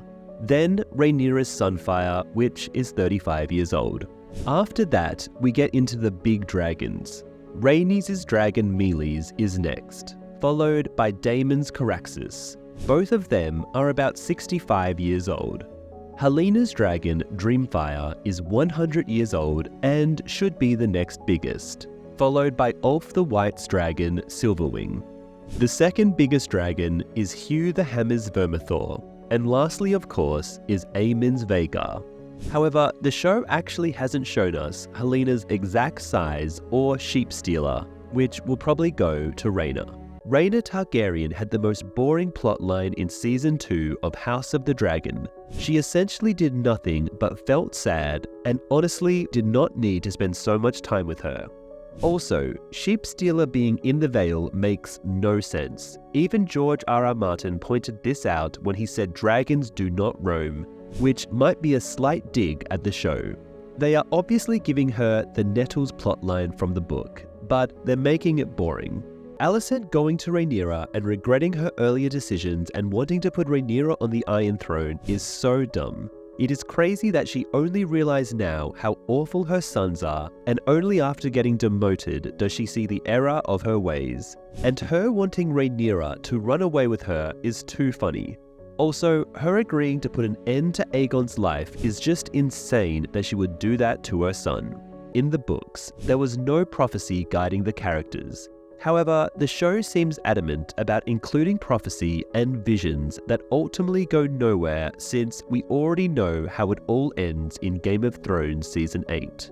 Honestly, take away the prophecy even from Season 1 of House of the Dragon and you've got yourself a much better show about characters in charge of their own destiny who want what they want and don't want things just because prophecy has foretold them that their bloodline is destined to save the world or whatever. Have the characters make their own choices. Have Rhaenyra want to be queen. Have Daemon ultimately decide whether he wants to be king or Rhaenyra should be queen. Although, to be fair, Viserys' obsession with prophecy was well done in Season 1. but in Season 2, it is definitely dragging down the story and the character motivations. After Episode 4, they seriously slowed down adapting the book, which made Episodes 5, 6, 7, and 8 way slower and more boring compared to what happens in the books. This is because it is clear the show wants to drag out the conflict for 4 seasons, rather than 3 really intense, fast-paced seasons that doesn't waste the audience's time and get straight to all the best book plot lines. The same how Game of Thrones' first 3 seasons were super fun and enjoyable. In the last episode of House of the Dragon, the show directly connected itself to the events of Game of Thrones Season 8 finale, which honestly is a huge mistake, because all it does is remind the audience that none of this matters and how it's all going to end with Arya stabbing the Night King. Instead, they should not mention it, or maybe even foreshadow a future HBO production of Game of Thrones, since we all know in 20 years' time, they will redo Game of Thrones for a new generation. Season 2 started really strong, but ultimately stumbled and kind of felt like the later seasons of Game of Thrones rather than the early seasons. They had every character do just one interesting thing this season. Daemon taking Harrenhal, but that's about it. Rhaenyra getting the dragon seeds together for the red sowing, but otherwise it's a pretty boring season for her. Alicent really didn't do anything interesting, but instead slept with Kristen, got demoted, and ended the season bending the knee and agreeing to let her son die, which is so extreme for her when only a month or 2 ago she conspired to make him king. Aegon was super fun until he got roasted and didn't have anything to do with the second half of the season. The first half of the season was so much fun that episodes 5 to 8 really stand out as being a huge letdown. Rhaenyra brushing aside Dreamfire and Tessarion as if they pose zero threat to the Blacks is dumb. In the finale, Rhaenyra speaks with Corlys about the status of the Greens, but she only mentions Vhagar as the dragon to defeat. When Corlys mentions Helena's Dreamfire and Darion's Tessarion, Rhaenyra remarks that Helena does not ride and that Tessarion is too young. But of course Aemond will be trying to convince Helena to ride Dreamfire into battle, since she is one of the largest and oldest dragons in the show. Rhaenyra cannot know for certain that Helena will refuse. Tessarion, though young and small, has taken flight and could also take Rhaenyra by surprise. Did you know, Tyland's scenes with Hikaru Lahore felt kind of out of place because they were all built up in the Season 2 finale episode. Tyland goes to entreat with the Triarchy and had to convince Admiral Lahar to help out the Greens against the Valyrian blockade. To convince Hikaru Lahar, Tyland has to mud wrestle her and sing bawdy songs to the group before she agrees to help. The comedic tone of these scenes is a bit out of place for a finale, since we end with them sailing for the gullet but not making contact with the Blacks. It would have made more sense to start this storyline earlier in the season so there could be a confrontation in the finale, but the showrunners are opting for a slower storyline. Did you know that in Season 2, Episode 7 of House of the Dragon, when Daemon has a vision of his brother Viserys saying he never wanted to be king, it actually doesn't make much sense. If Viserys truly didn't want the throne, he could have allowed Rhaenys to become queen in the first episode. Rhaenys had the rightful claim and genuinely desired to rule. The only reason there was any dispute was because Viserys and his supporters pushed his claim over hers. If Viserys had simply declared that he didn't want the throne and recognized Rhaenys as the rightful queen, she would have taken the crown. With her formidable dragon, Meleys, and her husband, the wealthiest man in Westeros, she could have easily maintained her rule. After her, Laena would have become queen, supported by Vhagar, and her children would follow, likely without opposition from Lenore. Did you know Helena appearing in Daemon's vision at the Weirwood Tree makes no sense? At the end of his vision, Helena tells Daemon that it's all a story and that he knows his part in it. However, Daemon was responsible for the murder of her son Jaehaerys, and although we do not know how much the Greens know about the planning of the murder, the TV show has chosen to depict Helena as an all-knowing dragon dreamer. Therefore, she would know Daemon was the orchestra of blood and cheese. By her appearing before him with encouraging words of prophecy and not a hint of anger at what he did to her is a disservice to her character and her son. Also, did she know her son would be killed and let it happen for the sake of prophecy? Because in the books, she definitely did not let her son die and was plagued with grief forever afterwards. Did you know, towards the end of Season 2 of House of the Dragon, we finally see Otto Hightower again, but he's imprisoned. This is a bit of an odd thing to see, as we have no idea who actually imprisoned him or why. It's also a show-only event, not in the books. However, when one of the House of the Dragon writers was asked about this, even they did not know and just included it because they were told to, which is not the best sign of the show knowing what it is doing. One of the best scenes in Season 2 of House of the Dragon is the set piece in Rook's Rest where Rhaenys and her dragon Meleys battle Aemond and Vhagar as well as Aegon and Sunfire. However, there is a small deviation. In the Fire and Blood book, Aegon and Aemond attack her as a duo. In the show, Aegon actually interferes with Aemond and Sir Criston's plan, which allows Aemond to attempt to eliminate his brother from the picture. Even though I prefer the book version, this was a super intense and great scene. Season 2 of House of the Dragon made a lot of changes, but probably the worst change was the blood and cheese scene with Helena.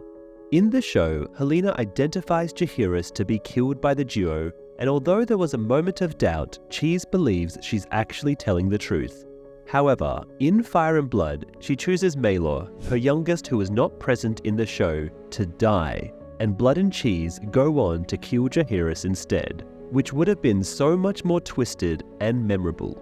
Did you know, in the books, Daemon and Rhaenyra had no marital rift, and instead, Daemon was completely loyal to Rhaenyra?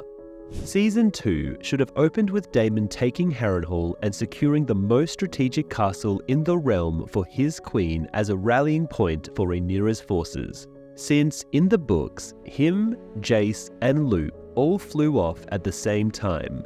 However, the show had Daemon linger on Dragonstone for 2 episodes, where he caused the death of young Jaehaerys by accident. Meanwhile, in the books, Daemon orchestrated the entire Blood and Cheese event from the Riverlands, which makes him a lot more terrifying than the show version. The show then used Jaehaerys' death to cause a rift between him and Rhaenyra, with Rhaenyra questioning if they're on the same page about her being Viserys' rightful heir. Only then does Daemon leave, which is such a disservice to his book counterpart. We learn from Lady Jean Arryn that there is a dragon roaming around in the Vale. This dragon, Sheepstealer, is not actually in the Vale in the books, but roams around near Driftmark. It looks like Rhaena will claim Sheepstealer as well, whereas in Fire and Blood, a 16-year-old girl named Nettles, completely omitted from the show, is the one to claim the dragon. However, the show can change course and introduce Nettles in Season 3. Arguably the most impactful moment of House of the Dragon Season 2 finale was Daemon getting access to visions from Bloodraven and notably seeing a preview of the Long Winter as well as Daenerys Targaryen in the future with her 3 hatched dragons. This is completely a show-only invention as there are no future Targaryens mentioned in Fire and Blood. However, what doesn't make any sense is that Bloodraven isn't born yet, and unlike Bran, he can't time travel, so it's not really clear why this happened. In the Season 2 finale of House of the Dragon, Daemon had control of the River Lords and they all waited for his cue before ultimately kneeling down to Rhaenyra. But why was this the case if they all hated him 1 episode prior? This season feels the most disconnected, and it might have to do with the writer's strike preventing revisions on the Season 2 scripts, which would have had this make more sense in Episode 7. The Riverlords told Daemon they support Rhaenyra, not him. One big moment in the Season 2 finale of House of the Dragon is Helena's conversation with Aemond, where she reveals she knew what he did to Aegon, as well as saw future visions of his future death.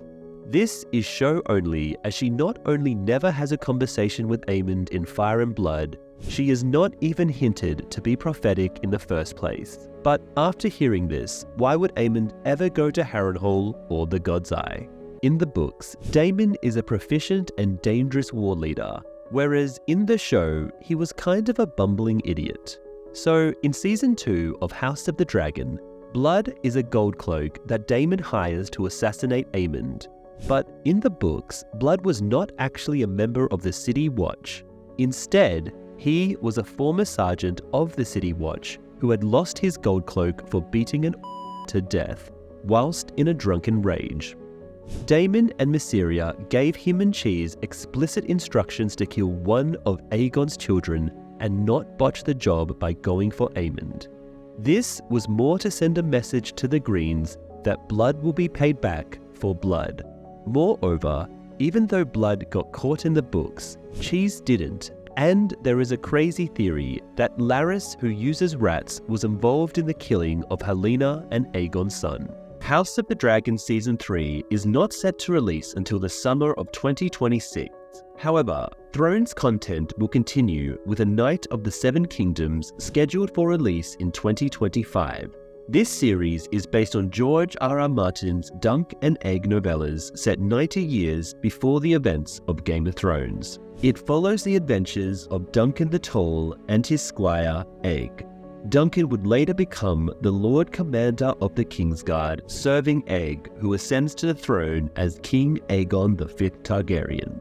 As of August 2024, there are 4 animated Game of Thrones spin-offs in development.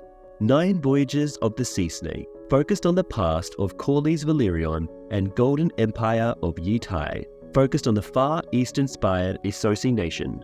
The other 2 are untitled, but there are rumors and speculation that one of them may end up being the Game of Thrones story revisited once again.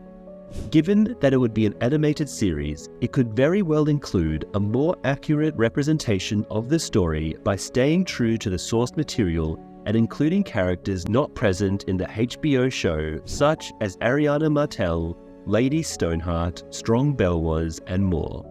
They could also adapt the Aegon Targaryen invasion of Westeros in A Dance with Dragon, so when Daenerys arrives on Dragonstone, she'll not only have to face the Lannisters and Greyjoys, but another Targaryen sitting on her father's throne. George R.R. Martin had problems with the blood and cheese scene in House of the Dragon Season 2, and felt the book version was stronger. In a now-deleted post on his blog, he revealed that he argued against the way it was planned to be done way back in 2022. His main problem was the absence of Maelor, who was not in the show, but present in the books during the scene as one of Helena's 3 children. In the books, Helaena offers her life to save her child, while in the show, she tries to bribe them with jewelry. Additionally, she picks Maelor to be killed, only for Blood and Cheese to kill Jaehaerys instead. Put simply, Martin, as well as many book readers, felt the source material version was stronger, with Martin adding that the killers were crueler in the books, Helaena displayed more courage, and losing the Sophie's Choice aspect of the moment weakened the scene. The absence of Maelor, one of Helena's 3 children in Season 2, could have a huge butterfly effect on events down the line.